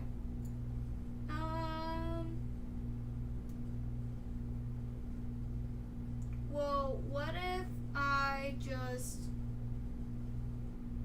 found a shadow and not like jump, but kind of like sloop into a shadow? Okay? Like, Because there's not particularly light in this pit of its own, there's just the flames from the straw that's on fire. There's plenty of shadows for you to work with. Okay, so I'll just move a little bit closer in the shadows, and so everyone just sees me. Are you going down into the pit near it? Yes. So we'll start with there. Okay. So you are standing there in the shadow, invisible. Yes. invisibility cloak. Whoosh. Pretty much. I want one. Okay. Anything else?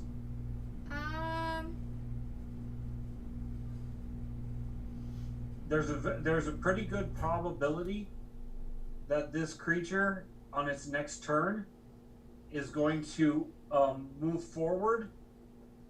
One of the things you could do is there's this other cell here. You could go in and snipe him from behind through the bars. See, I was just about to ask that because I have a new, I have one of my new feats is being able to tell what the enemy is about to do. Okay, it's pretty obvious that his intention is to move forward and attack the majority of the party. He's going to have to scale the raised dais to the balcony area, so that's going to take him a little bit of effort. But he's got lots of extra arms for doing the climbing, and he's pretty big.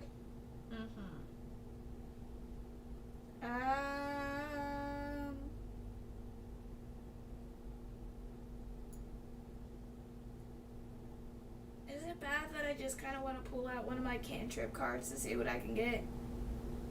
It's not bad. That's kind of what I want to do. If that's what you want to do, let's do it. Okay, that's what I'm doing. All right. Roll me that die. Actually, we're going to do it a different way instead of a percentile. Roll me a d4.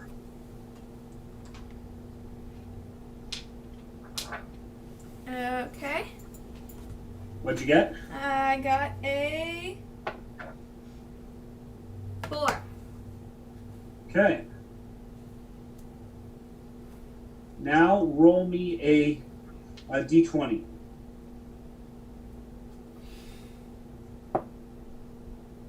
Got a 15.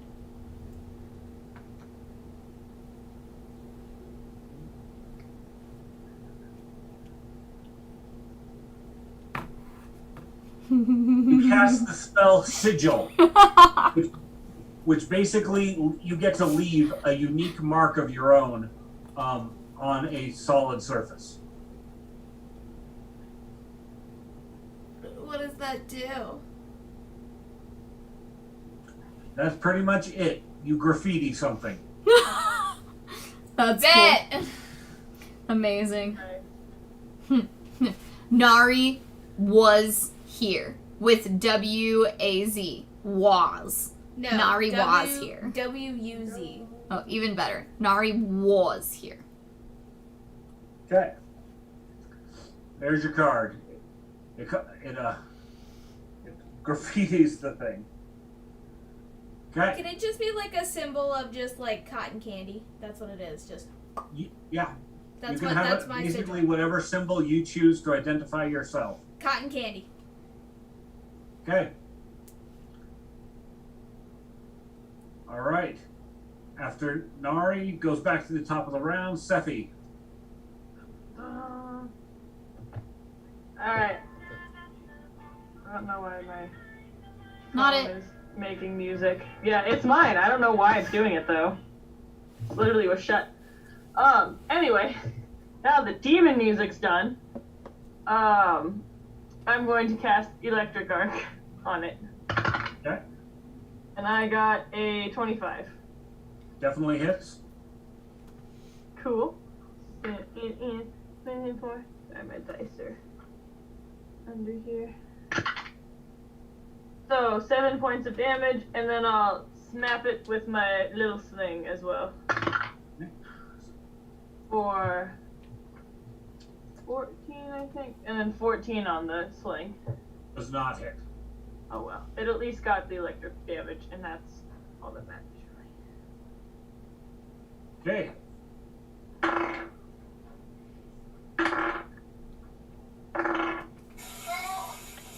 Black fires arrows, and only the final one that he shoots actually hits. Not a particularly big hit, but does enough damage. Okay. After thwack is the creature. It gets a nat 20 to free itself and get through the bars. So in one move, it is now at the base of the platform and begins scaling it.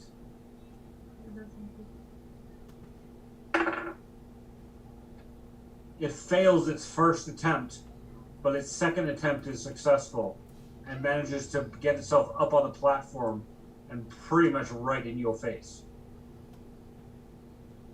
That's the end of its actions, though. Okay. Vivian. I'm gonna cast Harm. Okay. I got a 13 plus 9, so 22. 22 hits. Okay, and then I'm going to use 2 actions to attack. And that's a 1d10 plus 10. When you Actually, can- plus 20. for damage? Dear effing I have- God. So I'm using 2 actions, so spells are range of 30 feet. If you're healing an undead creature, increase hit points restored by 8. Cute. Or, Okay. Cute. and then, so, is that 8 or 10? Because I switched to a 1d10. And then I'm using a second level spell. Over healing and under creature restored by. So you're not increasing, you're not healing an undead. You're just attacking. Yeah. So that 8 thing isn't even relevant. Wait, really? Yep. That's only for if you're using it to heal. Oh. Alright. Then the amount of healing or damage increases by 1d8, so I do 2d8. But you do d10s instead. Mm-hmm. So you roll that twice. So it's just 2d10. Yep. Okay. 10 10. and 5. Okay. So Vivian, channeling some dark energy, lashes out with a harm spell and hits this creature square in the face. It screams in pain as it's getting closer and closer to death. And I'm going to use my last action to have Zombird attack it. Okay. Zombird flies up and is circling the creature. Zombird gets him down 20. Yay, go Zombird. Steven ended up Zombird, finding the creature manages to actually grab hold of Zombird with one of its arms sticking straight out of its back, but in doing so pulls itself off balance, and Zombird again pulls the knock it off the cliff trick. No. And it goes crashing into the bars at the foot of the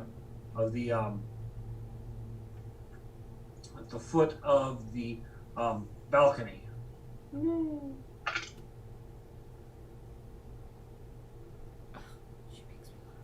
And he rolls max damage, delivering, let's see, 12 points damage.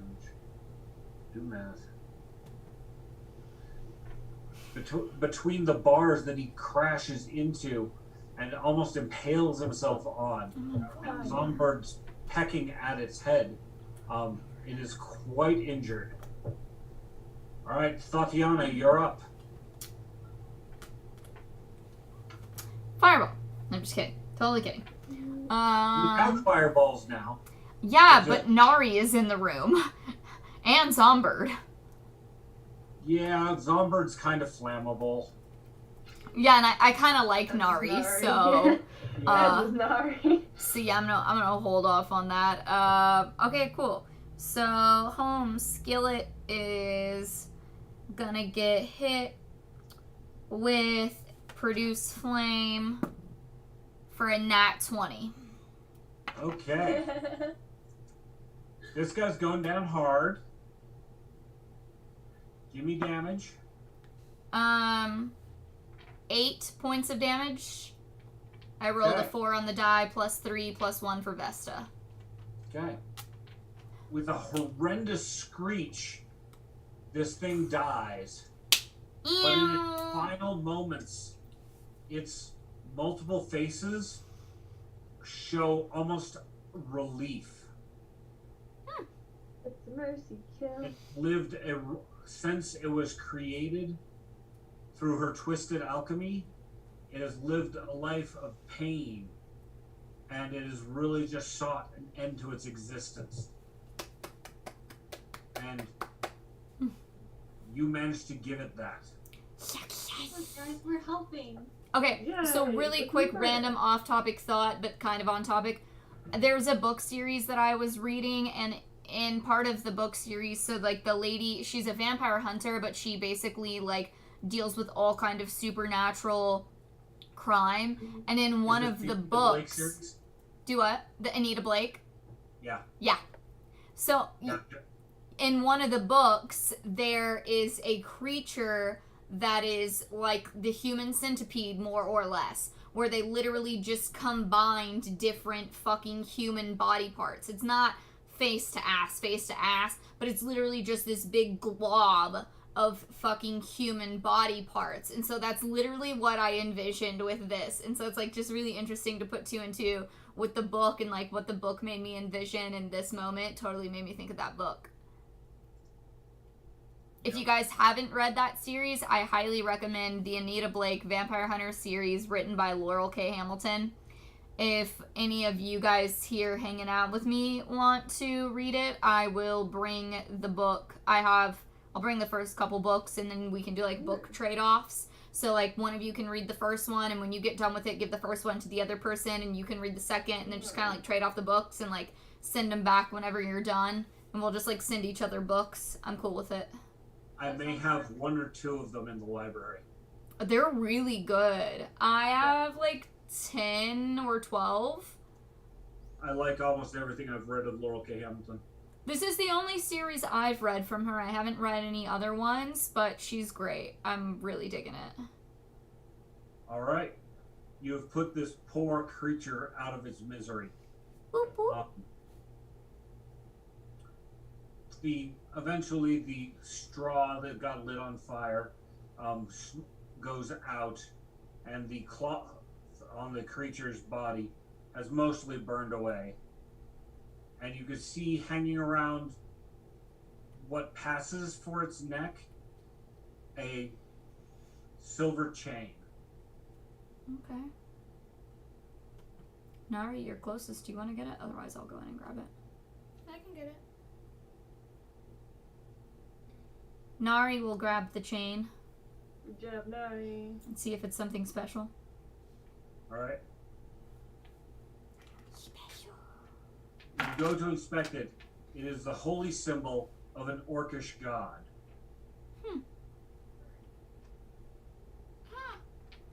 Nari says, The silver "Oh, amulet gods." itself, the silver in it's probably worth, maybe a gold. But to the right orc, this might be particularly meaningful. I'll just kind of like Hang on. take it and then just kind of waddle back up to the party and then just like whoever happens to stick their hands out. All right. So, the things that you know that are remaining to investigate is to see if there's anything of value on Villery's body. But in doing so, there was a giant bat that you're going to have to go past. Oh, he's still there? One person in. You didn't kill him. You managed to sneak past him last time. Motherfucker. Cool, I'm gonna go pee on that note. I mean, I just visualized you peeing on a bat. That'd be real cool. I might have to roll acrobatics for that because I don't know if I can reach that high, but I'll try. Right.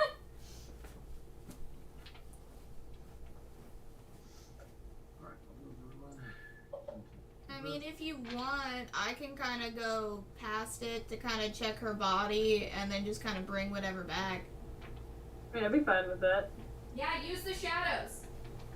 Yo. You could jump through the shadows, or if you want to use that for today. Yeah. Oh, there's an undead in there. Remember the gold that I left behind? I don't remember, but because they were good. Just thought I'd tell you. Roll a d20.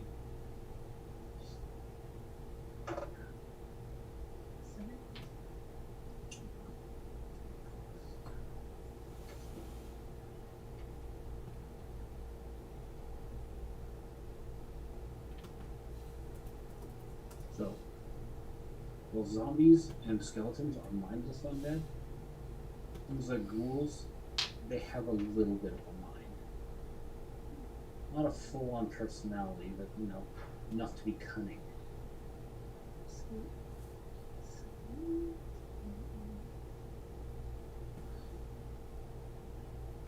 One of them.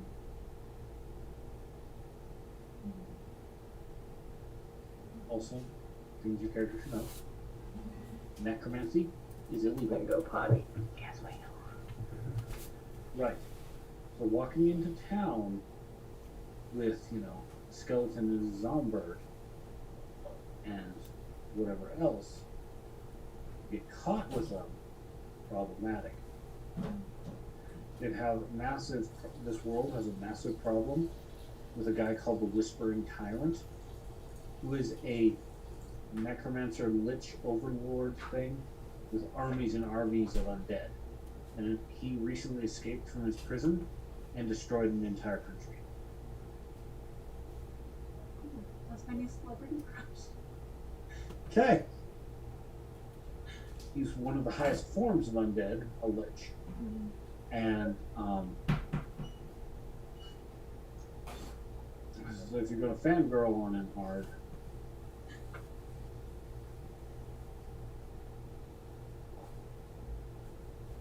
just remember your powers come from your goddess, and your goddess cares about vengeance.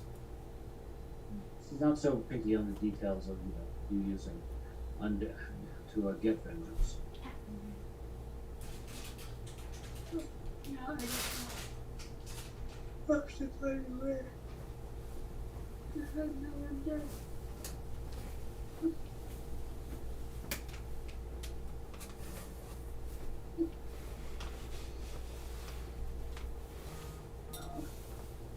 So, Nari, I need to tell you this about invisibility.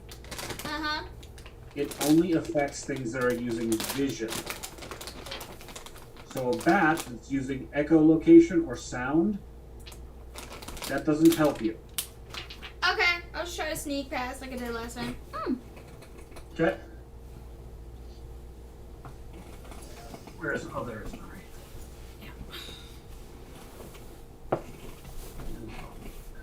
Got a 26. No. 28. Okay.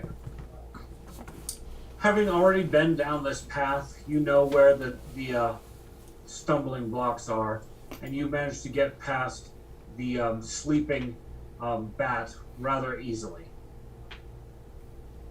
Nice.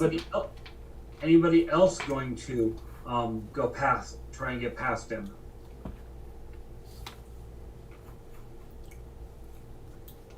I'm not gonna risk it. Okay. So Nari, you're alone in the chamber with the body of the behemoth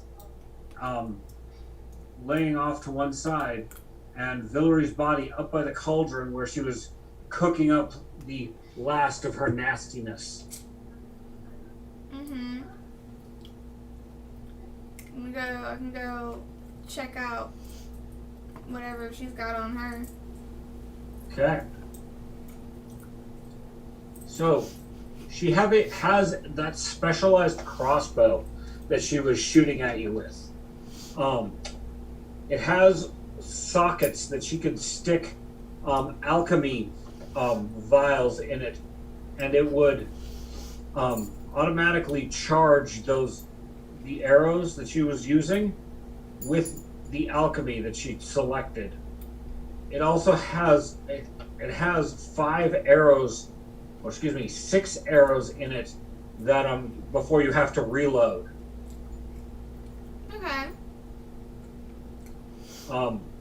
On her hip it's almost like a cartridge that she can pull that rack of arrows off and slap another one in.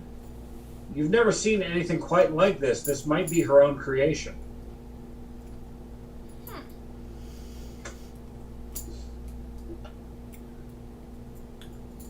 Let's see.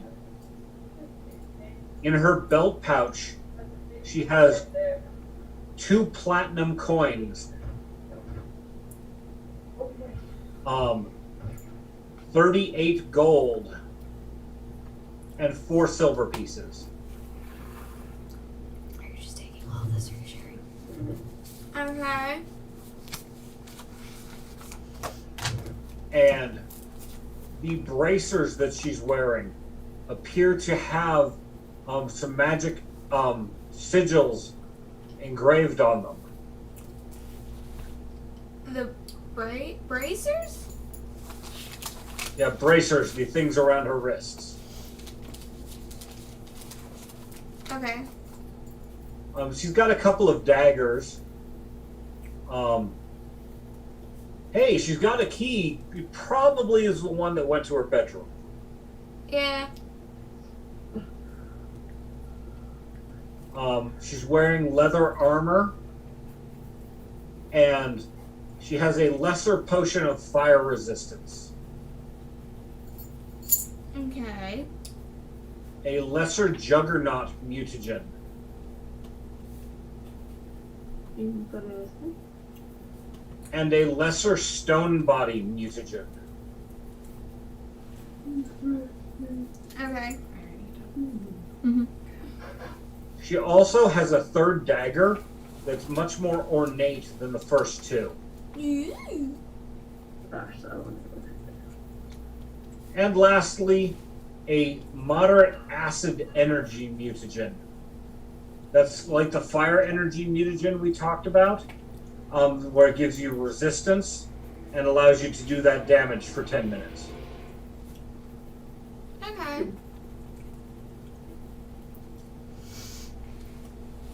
How much coin did she have again? 2 platinum. 2 platinum, 38 gold, and 4 silver. Cool.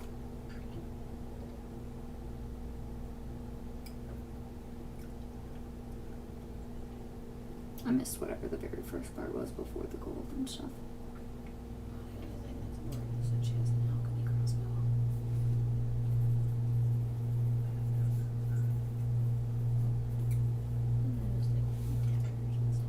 Mm-hmm.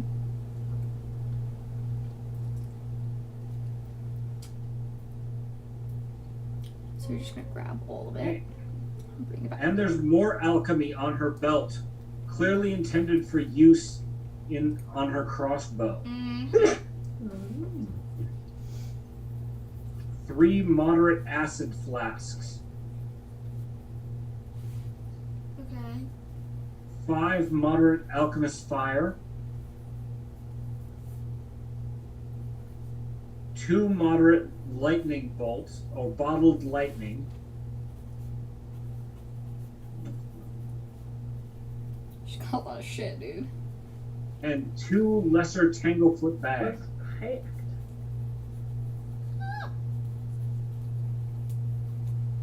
Cool. Okay.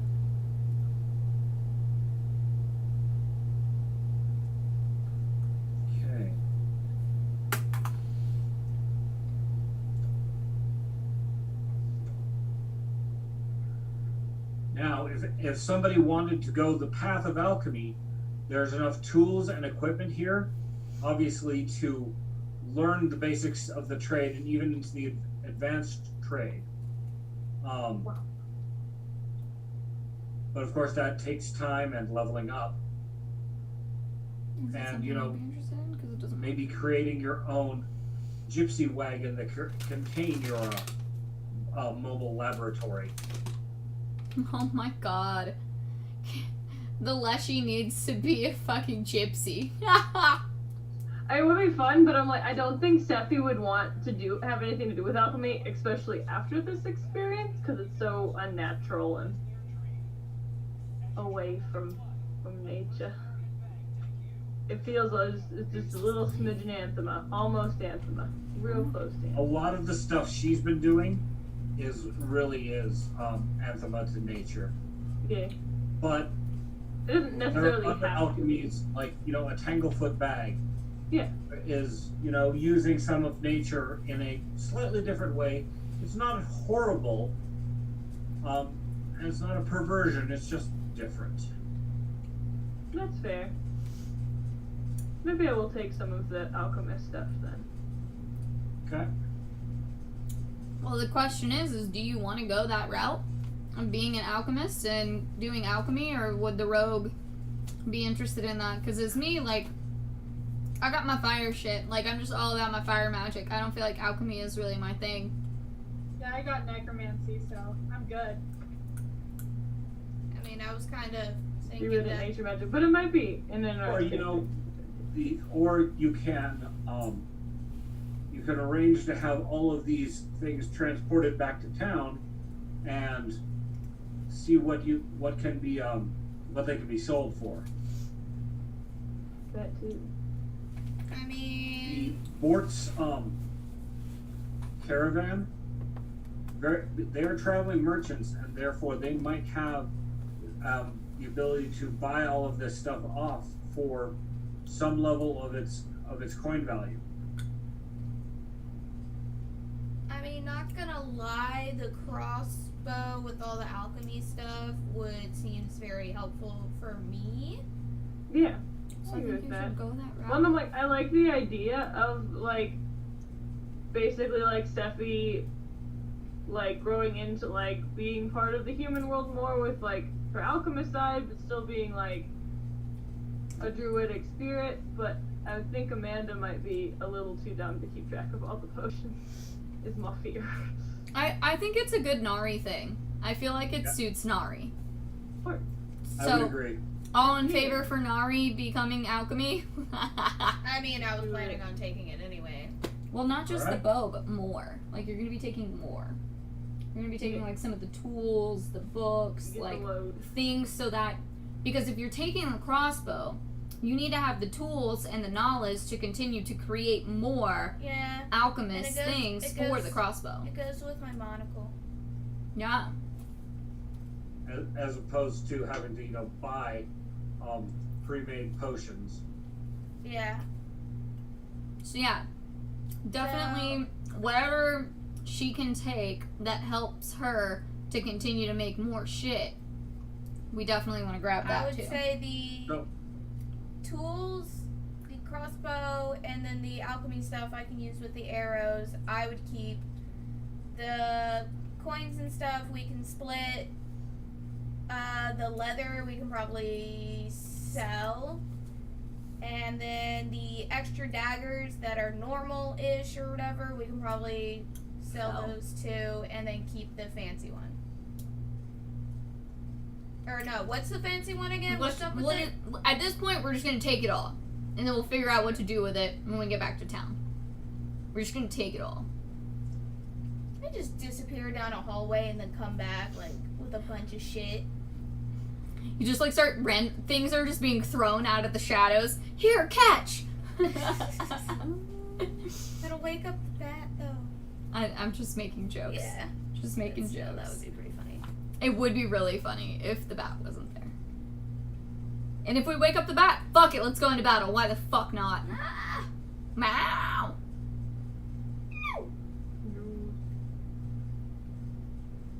Because we Okay. also need to figure out what magic sigils the bracers have on it. So Ooh, the yeah. dagger, after investigation, the rune on it is a striking rune, which causes it, instead of doing 1d, a standard dagger does 1d4. This one does 2d4, so it upgrades the number of dice you get. Ooh, I like that. And let's see, Some of us don't have very good weapons. Some of us have really shitty weapons. it is also a +1 weapon. Ooh. So You that already in addition have to a that, +1 it's weapon. 2d4 +1 and a +1 to the attack. So it is a magical weapon that she's got picked up somewhere. I like that. That's cool. Greedy. What? You already have a +1 weapon that we legitimately fucking saved for you.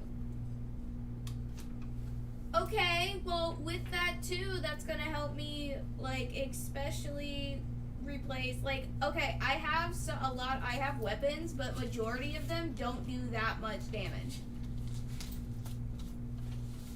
I have literally one weapon other than my fire. You do magic! And there's sometimes that fire doesn't work. And that stabby stab would work better. I've The literally one bracers- weapon. The bracers turn out to be bracers of missile deflection. Missile deflection?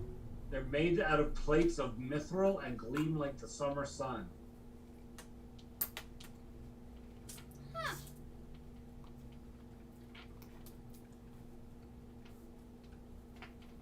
So once per day, when a ranged weapon attack hits you but doesn't do a crit, and you're aware of the attack coming, it's not like you see it coming.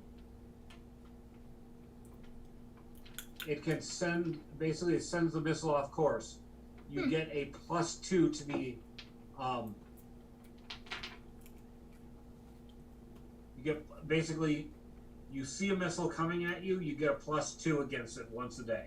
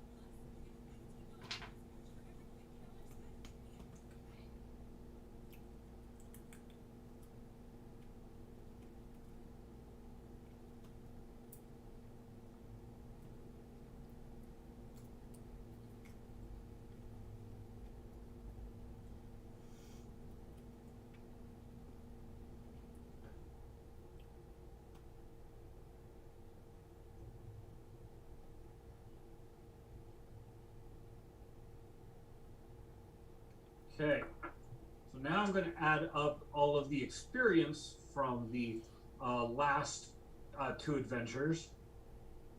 Nice. So you guys figure out where do we start.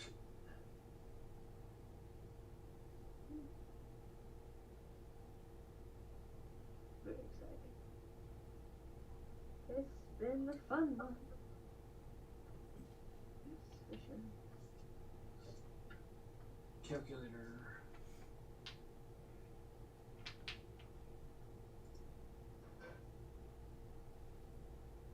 Hold on a second, I'll be right back. You're fine.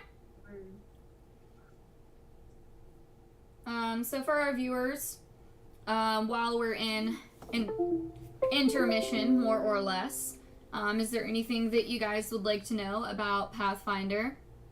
No. No.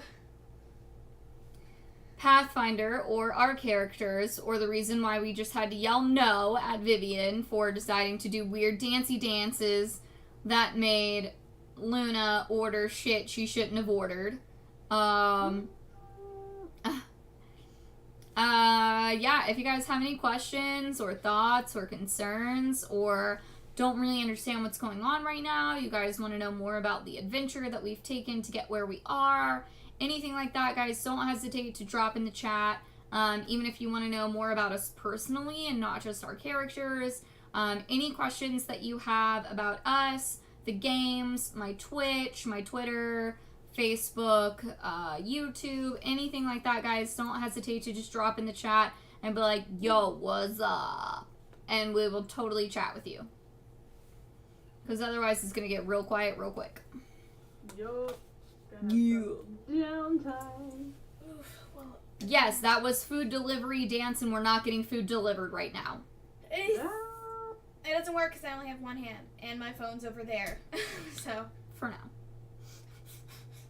I just do this and it I still appreciate orders it. it. My God. Weird. I looked up the new changes and stuff for everything. Okay. And it's not going to be as bad. But they're still limiting a bunch of stuff. A lot of places can still stay open. But they have to, it depends on their percentage. New Orleans specifically has a low percentage, so they're still able to have more people than other places. That's for now. Yeah, for now, as of now. And it starts tomorrow and ends the 23rd. 23rd Alright. of December? Mm-hmm. That trap upstairs, you get 2 vials of the liquid frost out when you figure out what's behind those panels. Let's see.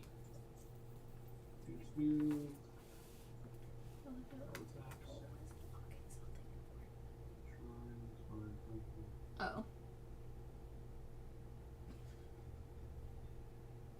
Here we go.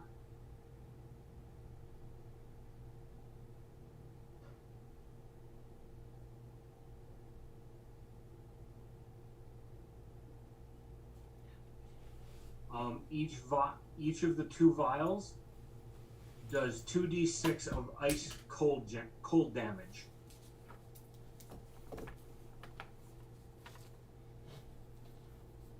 Okay.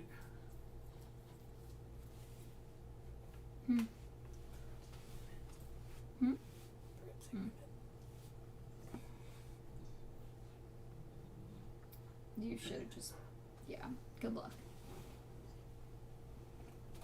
That's not, get off. That was uncomfortable. I like your butt and all, but like not your back and your hair in my mouth. Well, I'm sorry, I'm too short for my butt to go that high. Guess we need shorter chairs. I have specific jobs around here. Opening jars is one of them. I have to do that. With your hands? Oh, my hands are way better. Okay. Did you see the eyebrows? I'm just saying. The eyebrows, though. Your hands are real good. Meow. Okay. You don't know that yet. Keyword yet. Gotta make sure I keep my fingernails trimmed. What? I said I gotta make sure to keep my fingernails trimmed. Yay. Yeah, I don't have that issue.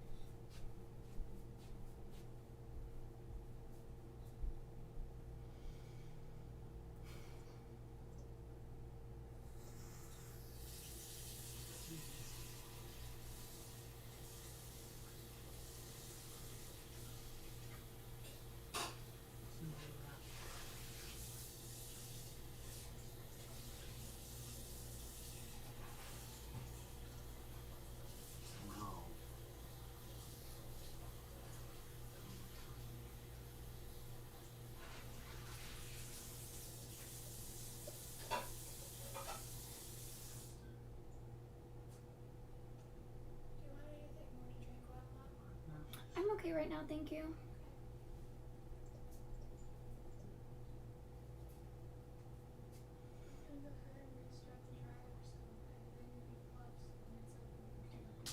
Okay.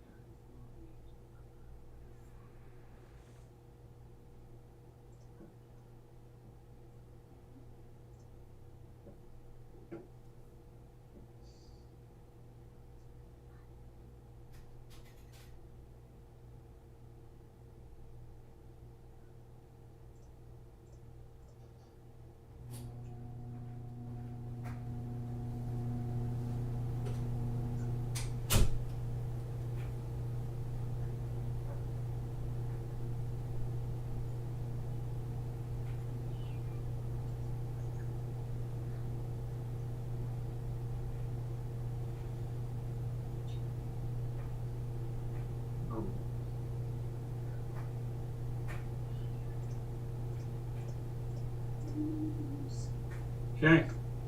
For defeating all of the last creatures and destroying the plague bomb, you guys get 450 experience points.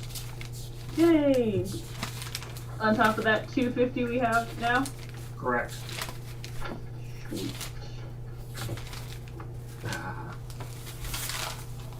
Hot apple pie moonshine. Yeah. Siobhan keeps a stock of it.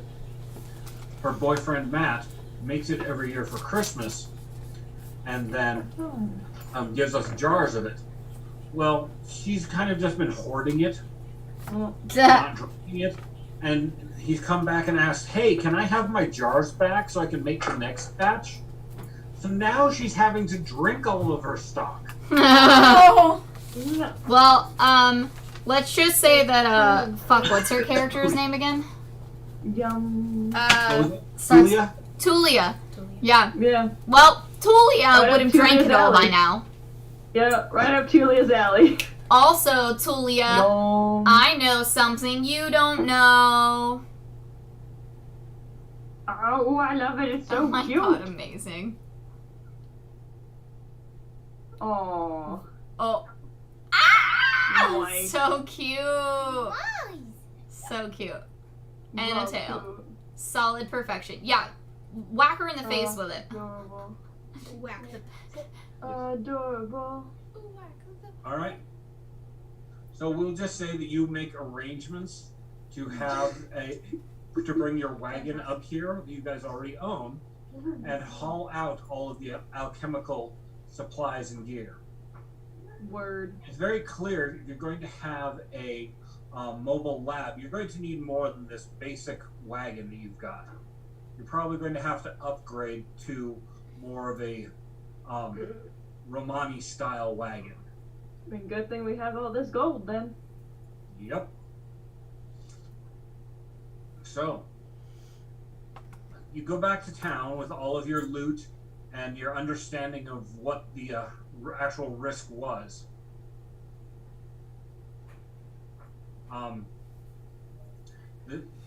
The members of Bort's caravan, the townsfolk, even the sheriff, who's, kind of incompetent, are impressed that you did so much to help their tiny community. Yay. I'll give them the logbooks and all that as well. Delma, the one who keeps the feed mill in, she's going to let you stay for as long as you like, and if you run up a little bit of tab, she's going to probably turn a blind eye. Good honor. As one should, for all we've done for this town. Now, Tamil, who is the female orc who was the Bort's second in charge of the caravan, now that everything has been resolved, is planning on pulling out and putting this behind them. But they're going to give Bort a proper funeral, and so that's going to be happening this evening. They've finally gotten the okay that it's fine. Noala, that ranger that you guys ran into, is willing to do to help train anyone in various rangerly skills. I'll have to look up what that is. Let's see. So, Tamli invites you guys to the funeral that they've set up for Bort. Giving you a chance to say a few words as long as you want. And the other people are all saying their fond farewells to the caravan master. He was apparently a really good boss to work for. He apparently had some shady side deals, obviously, with Halid, but all in all, he was, made them money and treated them all well.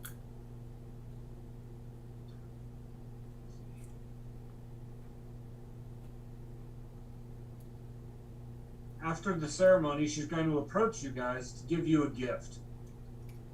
Bort was really fond of rings, and as you know, you were already given one of them when you found and killed Halid for his original murder. Mm-hmm. Um, I don't like all that shit up here. so the rest of his collection of rings, she offers to you. Yeah. Many thanks, kind lady. Let's see. Let me find those rings.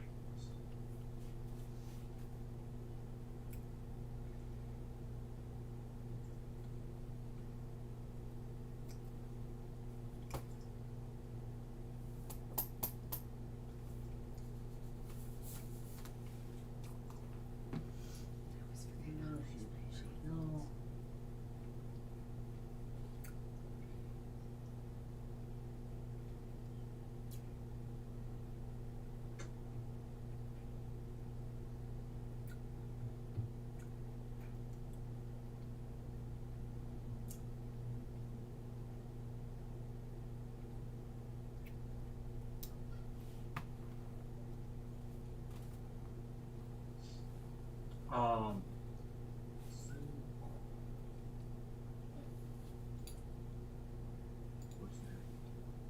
all right.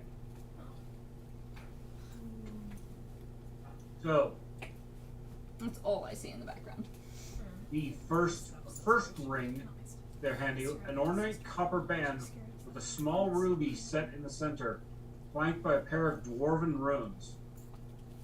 The wearer of this ring gains the ability to understand, read, and speak one common language of their choice. Come. What did I say? No, that's what I'm saying. The Oh. one I was making the joke about. Got it. I want to be able to speak common. You already speak common. Well, fuck. To speak a higher intellect of common. Well, better common. And every day, first thing in the morning, you can basically select what language you're going to be able to. That's cool. You also get the wearer also gets a +1 on diplomacy checks when trying to make an impression on someone. Ah. The next ring is made from a blue-colored iron with 2 sharp decorative protrusions. It's quite heavy and very sturdy. Wearing this gives the person a +2 bonus to deception and diplomacy checks, but is only in relation to bargaining or haggling.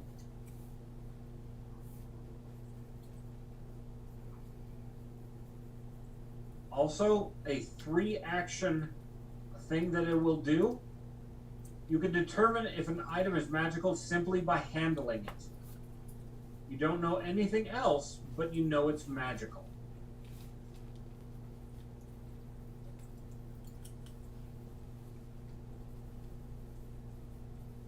The next ring, rose gold ring is adorned with the center of somewhat ominous-looking horned skull. The ring gives you the power to cast the following innate cantrips any number of times per day: Detect Magic, Mage Hand, and Prestidigitation. Each of those are cast as if they were a first level spell. Word.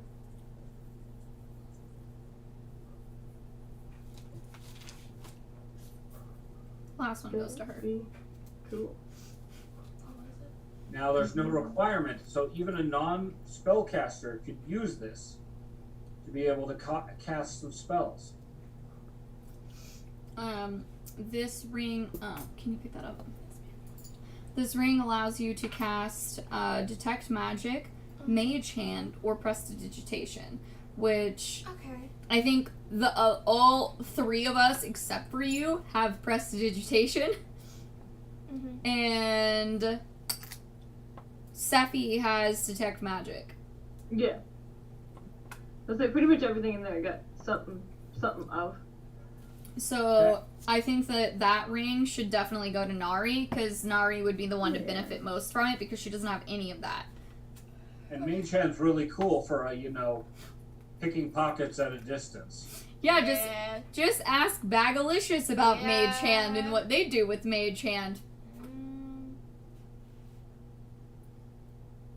Yeah. That's the only decent player in the other session that we've been in. Got And they're in the chat right now, so.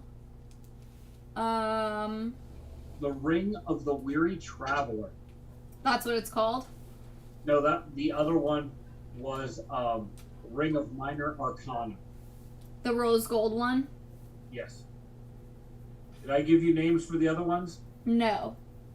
The first one is Bort's Blessing. Okay. Second one is Merchant's Guile. Okay. Then there was the Ring of Minor Arcana. Yep. And now the next one is the Ring of the Weary Traveler. This fancy golden ring has an ornate band cast with delicate swirling decoration and is inlaid with 3 bright green emeralds. While wearing this ring, you gain a plus 10 foot item bonus to your speed, but only for determining your overland movement per hour. So, if you're Legolas trying to track down a couple of hobbits, they're taking the hobbits to Isengard, This makes you faster. Thanks, love. And you, as a free action move, you can use this ring to refresh yourself from fatigue. So again, you're chasing the hobbits to Isengard. You can, offset the fatigue for going without stopping. What? Cool. Nice. But at the end of that time, you're going to have to, rest. Otherwise, pretty much take double penalty.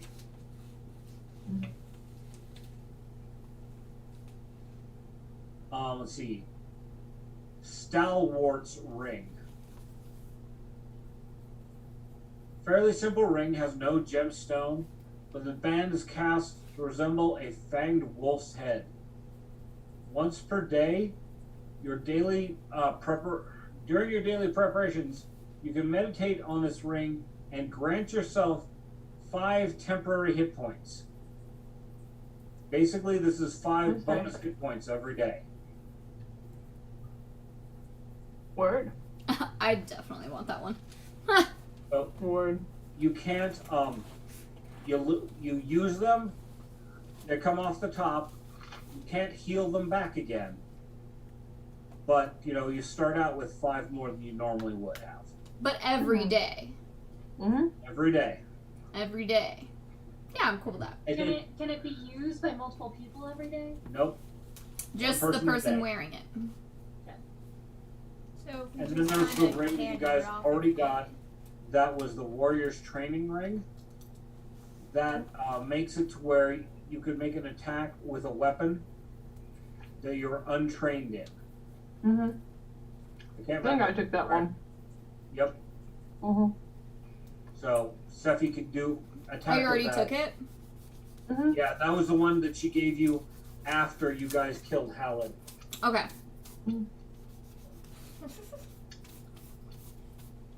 All right.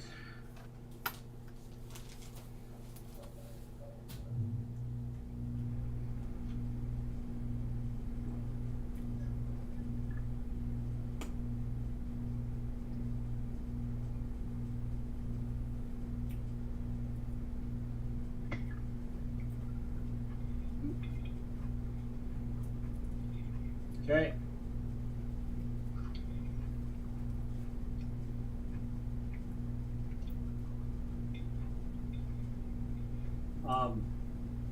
You guys are now free from the sheriff's insistence that you stick around, and he's very thankful that you foiled this plot. The entire town is very happy with you, and you are pretty much now the town heroes. Yippee! As it should be. Uh-huh. They Good recognize second, that while they're still trying to recover from the plague that ravaged their town 10 years ago, they're now at least not facing a grim and painful death from this woman who had a vendetta for the slights she felt were done to her mother. All that really happened is, yeah, she was driven out of town because they thought she was the cause, but she wasn't killed and she moved on. Yeah. Her daughter just took to hate.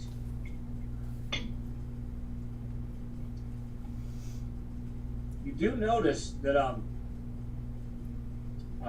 Thwack has been sneaking food and hiding it inside of his leather vest.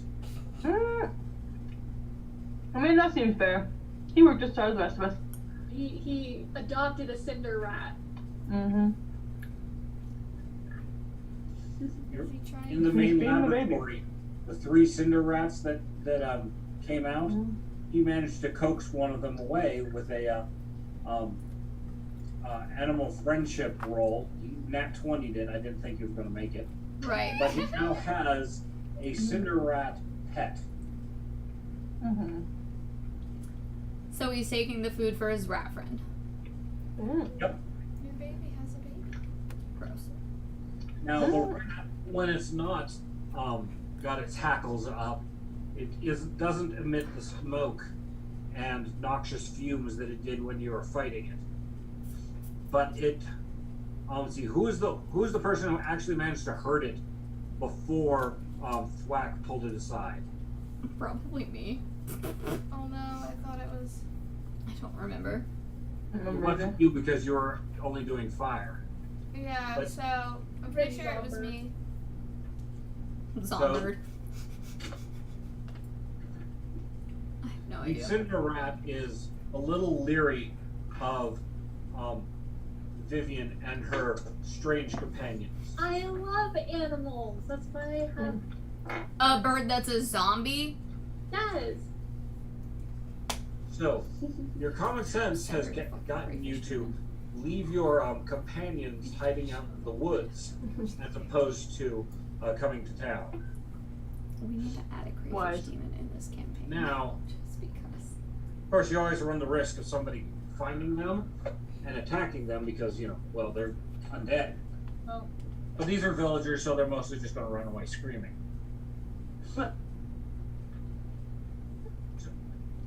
Um,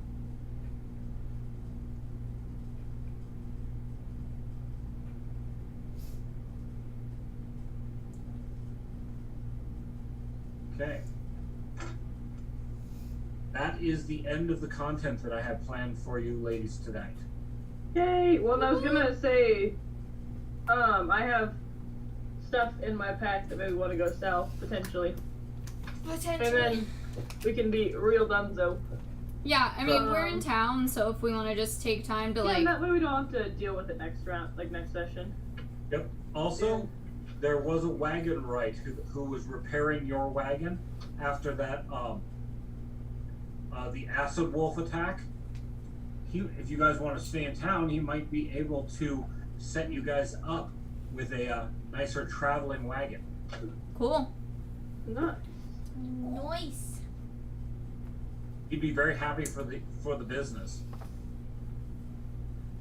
Word. Alright, let's sell some stuff, and then let's use that selling of stuff money to fix the wagon. Okay. But I think I have. What was the purpose of the silver moon pendant?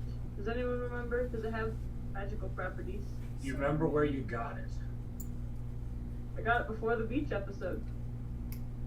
Before the beach episode. I have no idea. Before we got to Villery.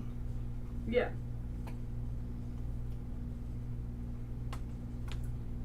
I mean, if not, we can just keep it and think on it. But I was like, just in case someone was like, "Oh yeah, I absolutely remember that. It was definitely just a sell." If we don't remember, I'll just hang on to it until somebody does. No So worries. it's not a magical item, but it is a holy symbol to the moon goddess. So it has been blessed.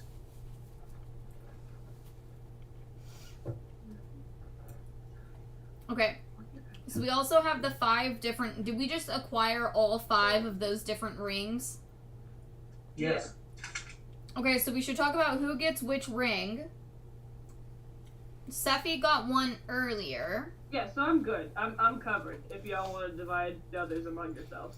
I personally would like the Stalwarts one because of the temporary HP, which would help me as Squish. You are very squished, so I do vote to And- get that one as our resident squishy person. I'm old again. I also kind of like the Merchants one because it gives a +2 to deception and diplomacy. But only when haggling. Yeah, when haggling or bartering, which, I mean, I'm cool with. And it also says that you can sense magic by touch. So, like, I don't have detect magic or anything like that. Yeah. So I feel like I'd be really cool with having both of those rings. And that still leaves 3 other rings for Winter and Luna. Well, which one did we say? The magic one? Minor Arcana Yeah. for Nari. That makes sense because I am an arcane trickster, so Yeah. Arcana is kind of my thing. I'm with you.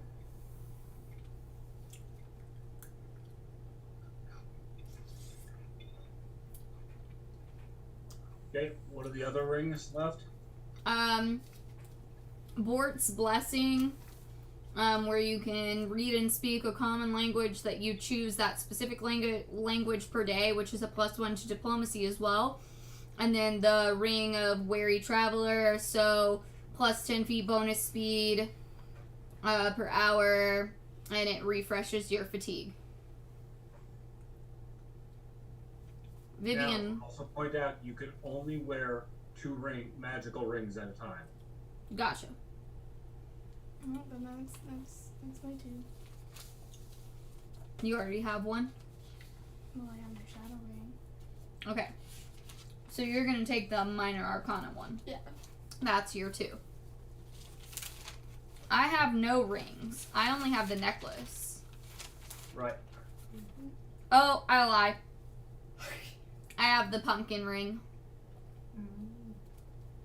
That's I don't even remember the pumpkin ring. Plus 3 against arrows and missiles. Okay. So that was a ring of deflection from the The Pumpkin King. Yep. So that's similar to the bracers of deflection that you also have in your inventory. Yeah.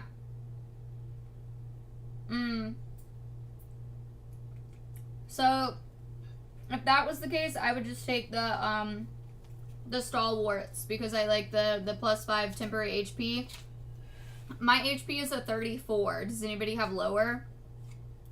Your HP No, is but 30. nobody's going to have lower than you. Yeah, that's exactly why I'm saying that, because if nobody has lower than me, I would like the one that gives Wait, more wait, temp okay. HP. How No, is so, it? like, How I do you agree. figure out HP again? Yep. No one's disagreeing with you though. You heard it.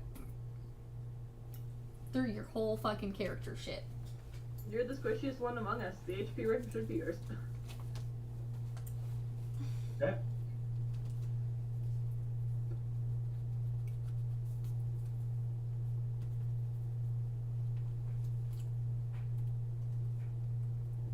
And so there's the ring of haggling. There's Bort's Blessing, the Merchant Ring, and the Weary Traveler. You can put them in a pouch and then use them situationally. That might be a good call.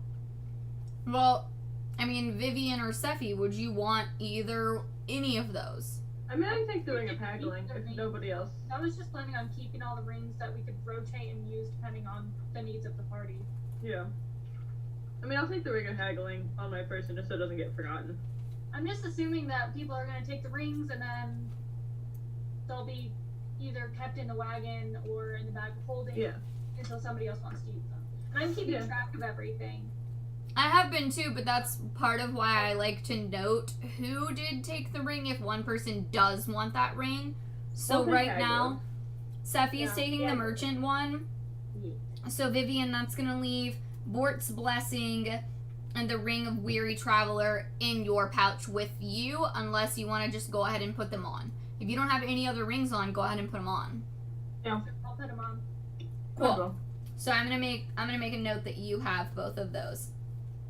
And then if we're ever in a situation where we want to like trade rings or whatever, we'll talk to each other about it. But I think that Yeah. we've divvied them up. It's Yeah, I got it. okay. I was gonna say it's like a plus certain number of points for your class. Every What was level. another ring that you gave me? Bort's Blessing and Ring of Weary Traveler. So one's the language and one's the being able to travel faster. And the language one gives you a +1 to diplomacy. Okay, cool. So you can read and speak one language per day that you choose. So at the beginning of the day, you're like, I'm gonna know Dwarven today. Well, And you know, I that's- go tell you, hey, okay, you see some arcane runes written on the thing. They're probably in Draconic. Anybody speak Draconic? And all of a sudden it's you, baby. You speak Atonic. Nice. I'm like, wait, where are my languages? Do I speak Draconic?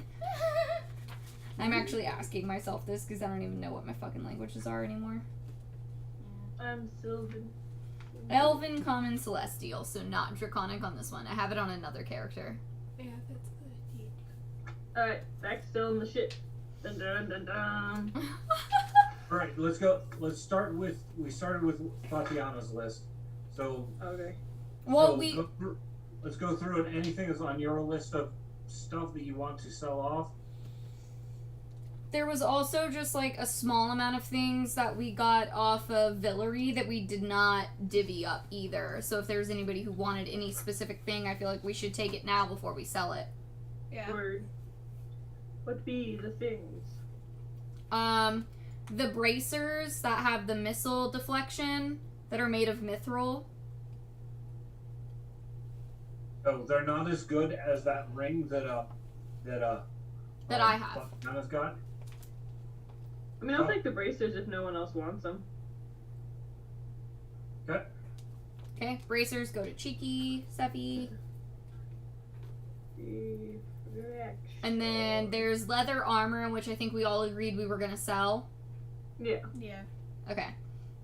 There's a lesser potion, fire resistance, which I have the amulet necklace that gives me the fire resistance, so I don't need that. With Sephi feeling more squishy against fire, you want to take it? Yeah. Okay. Lesser fire resistance? I'll point out that's roleplay and not actual. Not music. real. Yeah. Yeah, this is But just it's Sephi's totally thought fun process. to role play with it if I get real spooked with the fire. Sephi Yeah. goes, oh my god, there's fire! Ah! Yeah. It's not There's real, but you know, Steffi believes it. Same way, like, you know, having a fear of the number 13 or something. It's not real. Right. Someone believes. There is a lesser Juggernaut mutagen, which I do have, I believe, 2 Juggernaut potions, so, like, I'm cool with not taking it, because I don't feel like I need it. Anything that ends in mutagen makes me very nervous. So a mutagen, it basically changes your body for a temporary period of time. It's kind of like a magical potion, only this is based in alchemy as opposed to magic. So it's not They're kind of permanent. related, but I mean, do we want to keep those for when we want to give them to Thwack since he's our tank? Yeah, that'd be good. Okay, so Stash them. we're gonna say holding for Thwack. Yeah. There's also a lesser stone body mutagen, which that would be, I'm guessing, if you drink it, it turns you into stone. basically you get a stone skin which ups your AC. Who has the lowest AC? Probably me. For my resident squish. I have an AC of 17. Mine's me. Yeah, mine's 20. Cool, I'll take it. Yep. Even to a resident squashy person. Yeah, even Vivian's beating you. So there's 2 regular daggers, which I think that we agreed we would just sell because Yeah. none of us really care. And then there's the 1 ornate dagger, which has a striking rune on it, which gives a 2d4, and it's a +1 weapon. I only have 1 literal weapon, and I know that I have fire, but I think it would be good if I had a decent weapon if I really needed to come into contact with something that was really close that fire didn't work for. Yeah. But if somebody else feels like we need to discuss who could benefit from it better, I understand. But I think that one might benefit me. I mean, I have lots of good melee weapons, so if you want to take it, by all means. Yeah. Vivian, how do you feel? Do you mind if I take the +1 dagger? Yeah, go ahead. I'm never gonna use it. Okay. There will become times when you might have to whack somebody. I have a whip. Okay. Exactly. I'm like, I got some decent melee weapons. Have a All I have is the sickle, and like the sickle's okay, but to have a 2d4 that's a +1 weapon, I feel like it's just Better. it's a better upgrade for sure. So I'd rather have both than not have anything. There was a lesser acid mutagen. I don't know if we talked about that one. It's a lesser acid energy mutagen. Energy mutagen. Yep. It lets you do you become immune to acid damage. Okay. So you said it was You like get resistance. You get resistance 5 because it's a lesser. 5 You resistance. do 1d4 points of acid damage, 1d4. and it lasts 10 minutes. Cool. And that's only in melee combat. So you stab somebody, your body kind of splashes acid on them. See, I think that Nari should get that, because she probably of all of us does the most melee combat. Because you're not a spellcaster. Yeah. So. I feel that. You gonna take that one? Sure. Okay. So that's Well, Nari. oomph. Almost done. Okay, so Nari took the alchemy crossbow, right? And that also means you took all the alchemy for the crossbow, right? Yeah. Which would be 3 moderate alchemist acid, 5 alchemist fire, 2 bottles of lightning, and 2 lesser tanglefoot bags. Is that all for the crossbow, or can those be divvied up differently?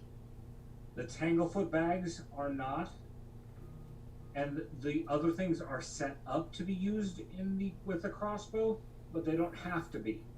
I would still give them to Nari to use with the crossbow, with the thought that if someone needs one of them, you give it to them or whatever.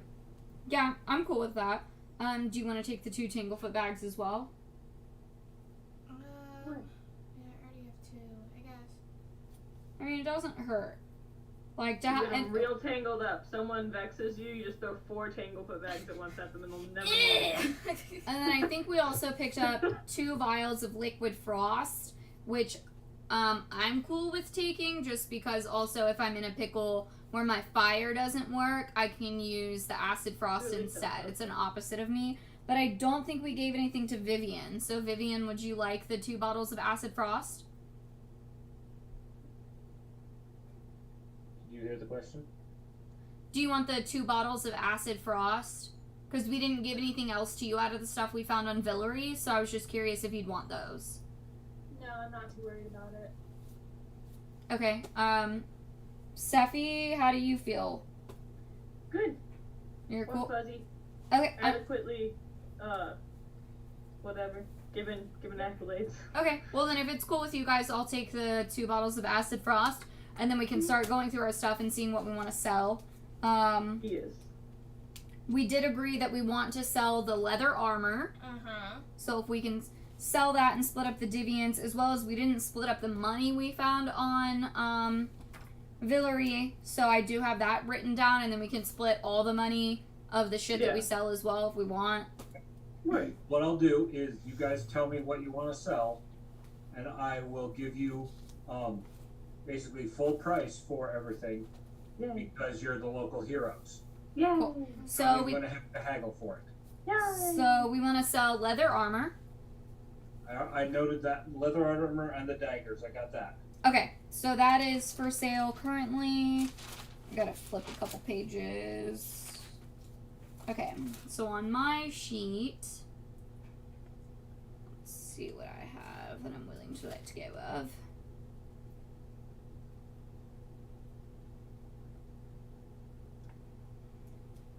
So I do have those snake eyes that I picked up that one time that could promote dark vision. I don't have dark vision, but I think if I could make more money off of them than keeping them, I'd rather sell them. Those are something that they're very specialty item. Fort's caravan would be willing to buy them for 10 gold. Or they're not bulky. You could put them in your wagon, and you basically keep them until somebody you find the right mage who can use them for the spell. Okay. I think that'd be smarter. Yeah, okay, so then I'll hang on to them. I have a shadow rune. I'm not exactly sure what the rune? That's what I wrote down. I can always try to flip back through my pages and see like at what point I wrote it down, like what it meant, but I did write down that I acquired a shadow rune at some point. It was at the same time that we found the snake eyes. So we were in the place where we were defeating that really big snake serpent thing, and we came across a shadow rune.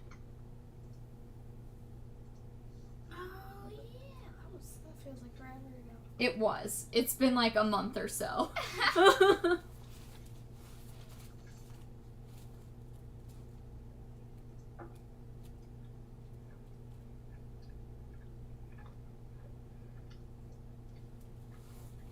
Damn, our campaign's been running for almost 5 months. Okay. So this token can be affixed to armor. The armor itself becomes hazy black, and it gives a +1 item bonus to stealth checks. It does seem like a good Nari item. Yep. Yeah.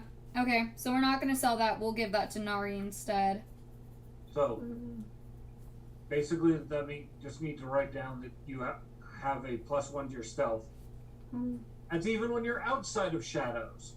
Cool. Somehow I'll get an 11. Or stealth Okay. checks. Ultra stealthy. So I have the crossbow spear, and the where it was the trap that we set up. Yeah. But whenever we Yep. were going across Halid, can I sell They're that? not- Because I don't think I'm gonna use that again. Yeah, they're not particularly valuable, but you know, carrying them around, you might as well sell them off to somebody else who has use for them. Yep. Let's see. Yeah, the big baddies want to make traps in their lair.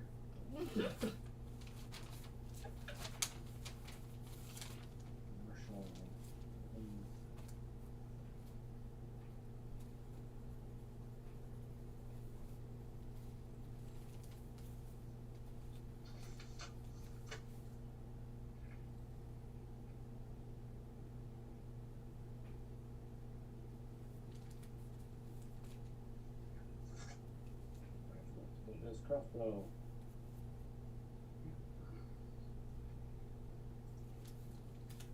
How many of those did you guys have? We have 3 total per our group. I had 1 personally. Okay. I mean, I'm okay with getting rid of all of them. Okay. You want to do all 3? And then we can just split the money. Neat. Cool. All right.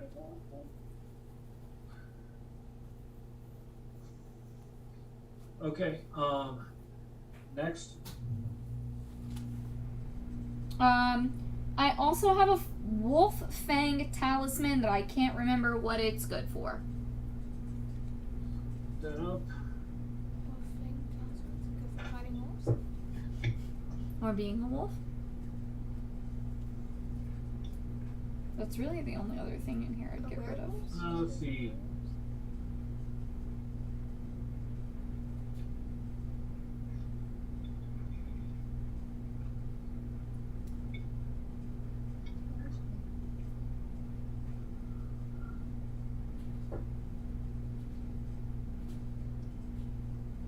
Alright, when it's attached to somebody's armor and you trip somebody, you can also do physical damage when they slam to the ground. I mean, I said it's a Vivian thing if it involves tripping. Yeah. I agree. Give that to Vivian. Okay? Okay. That's really all the stuff I have to go through. Everything else I'd like to keep. I do know that I have 3 scrolls that are orc sigils and arcane runes that I guess I need to kind of meander through at some point. I don't know if I necessarily want to sell them or if I need to study them. Studying them to figure out what they are. Yeah, so basically everything that I had, I'm going to hang on to at that point. The only thing I was definitely selling is the crossbow, spear, trap, and then I'm giving the shadow rune to Nari and the wolf fang to Vivian. Everything else I'm going to hang on to for me personally. And then you wrote down the other things. Yep. Cool. Okay, Sephi, your list. Cool. So, Pearl and Shell from the first beach episode. If I remember correctly, it was just a really cool shell. Or, yeah, it was a conch shell that had the pearl inside. I think we were just gonna sell it. Okay. If we just want to. Like the conch shell? No, there was the one conch shell that did the noise, but then there was another one that was just a basic one. Oh, okay. Yeah. So I'm like, I think I took the basic one to be like, we'll sell this later, and later is now. Okay. So, That's not what it we have a says. flawed sapphire. Hold on, let me.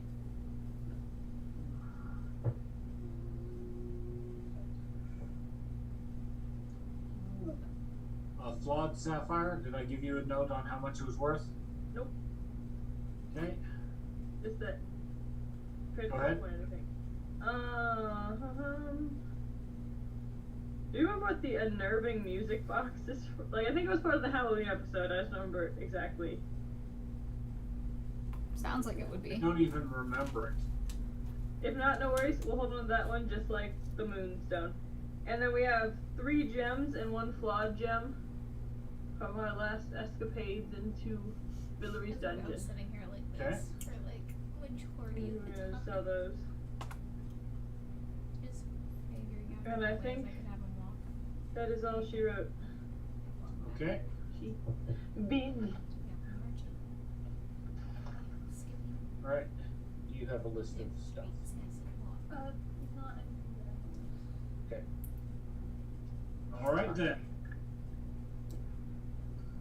Now, you, having raided Villery's storeroom, her alchemical lab, her bedroom, and all of these things, you have a wealth of alchemical gear.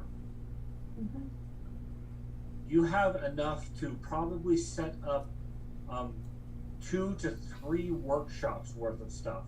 Dang. In addition to the stuff that was at the other location.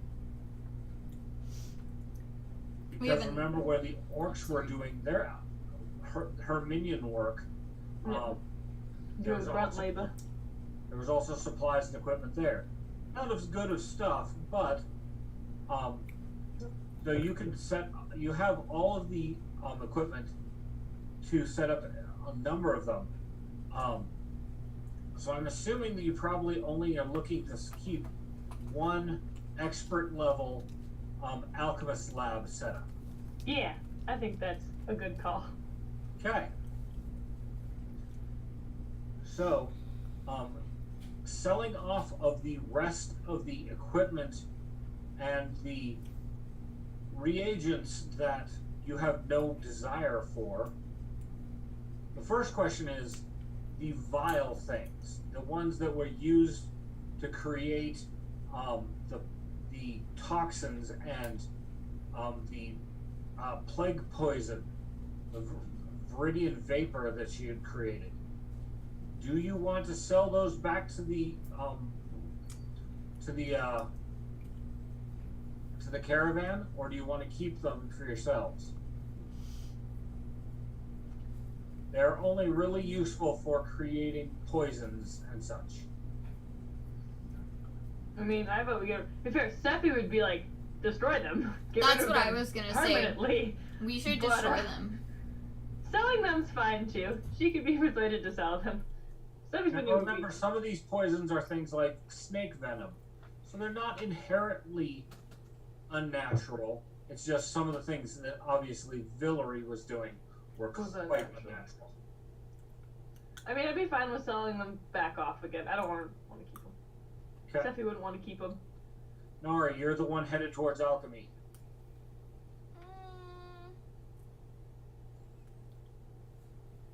Should I poison? I mean, would I be able to use it with my crossbow? Probably most any of these poisons that you can create, you could deliver via your arrows. I mean, if you wanted to keep them or make the argument to keep them, I don't think anyone's gonna like fight you super hard on it. Yeah, because if you're using them with your alchemical bow, I think that's different than people just using them to just poison random people, like Yeah. Bort. But Yeah. random Bort, so we just have the misfortune of existing. Yeah, no, Yep. I can use it. We can use those with Okay. my arrows. You keep. So then I have will. to make notes so- of this, okay? Let's So say I'm not making notes of everything. there are 200 gold worth of reagents that you've plundered from these 2 locations, and you're going to basically sell off half of them because, it's more than you can really carry. Yeet. Okay. Seems about right to me. The alchemical lab tools, there's about 300 gold worth, about 100 gold per setup. So 200 gold for the parts you're selling off. Cool. It's like 50 gold each. So I'm mathing it all together. Yeah, we're gonna add it all up and then And just then divvy split, it all up. Yeah, it'll be a lot easier. We'll So- make sure we throw in Villery's gold in there as well, just because it'll be easier. I did. Okay, Perfect. so I got all you. of the stuff that you're selling off to the townsfolk comes to 392 gold. Okay. Now, if you want a really nice wagon for your travels and your portable alchemical laboratory, An upgrade. yep, let me check, see what that might cost. Okay.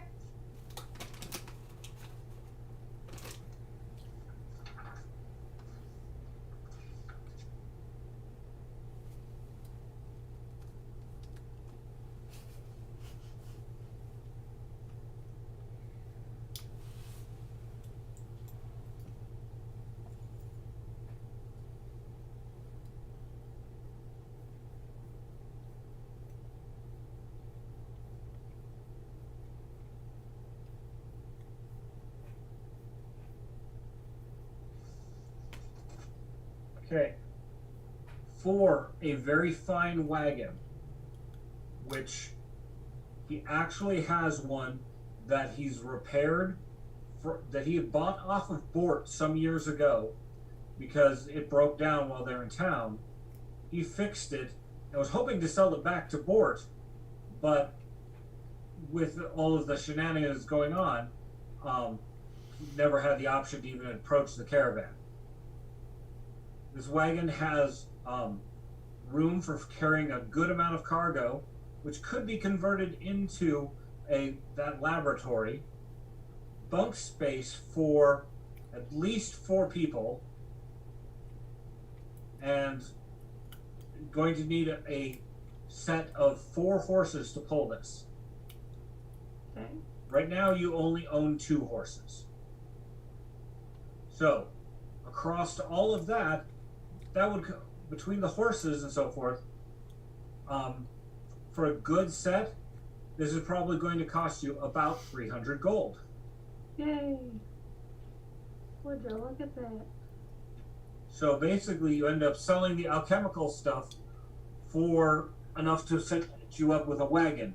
Oh, and he'll give you 50 gold for your existing wagon. Nice.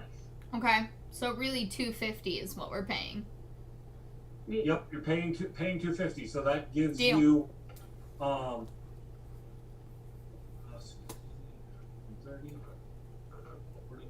142 gold net out of the deal. Deal. Or gross. Yeah, Yeah.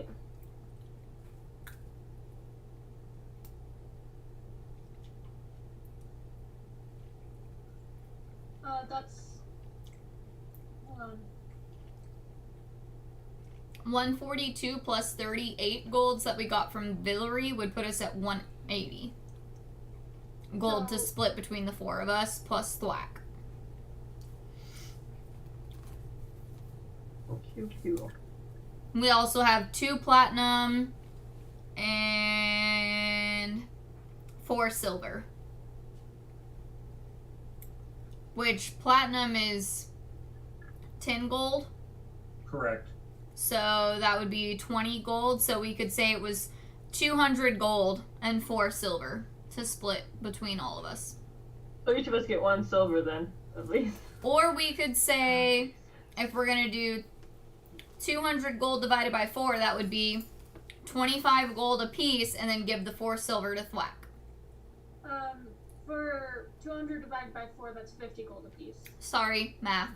Okay, I'm fine with that. 50 gold apiece, and then we give other fourth Thwack. 4 silver to Thwack. Good idea. Now you do see that Thwack's selling off some goods of his own, things that he picked up here and there. That's fine. Thwack can sell his it's shit for tip. himself. It's an appreciation. It's some appreciation silver. Yeah. He's got to pay for his new cinder rat, so. Exactly. A little bit of appreciation in silver. So 50 gold. Beans. Well, I think that's about as divvies as it can get. Hey, I'll be able Yep. to for a fireplace.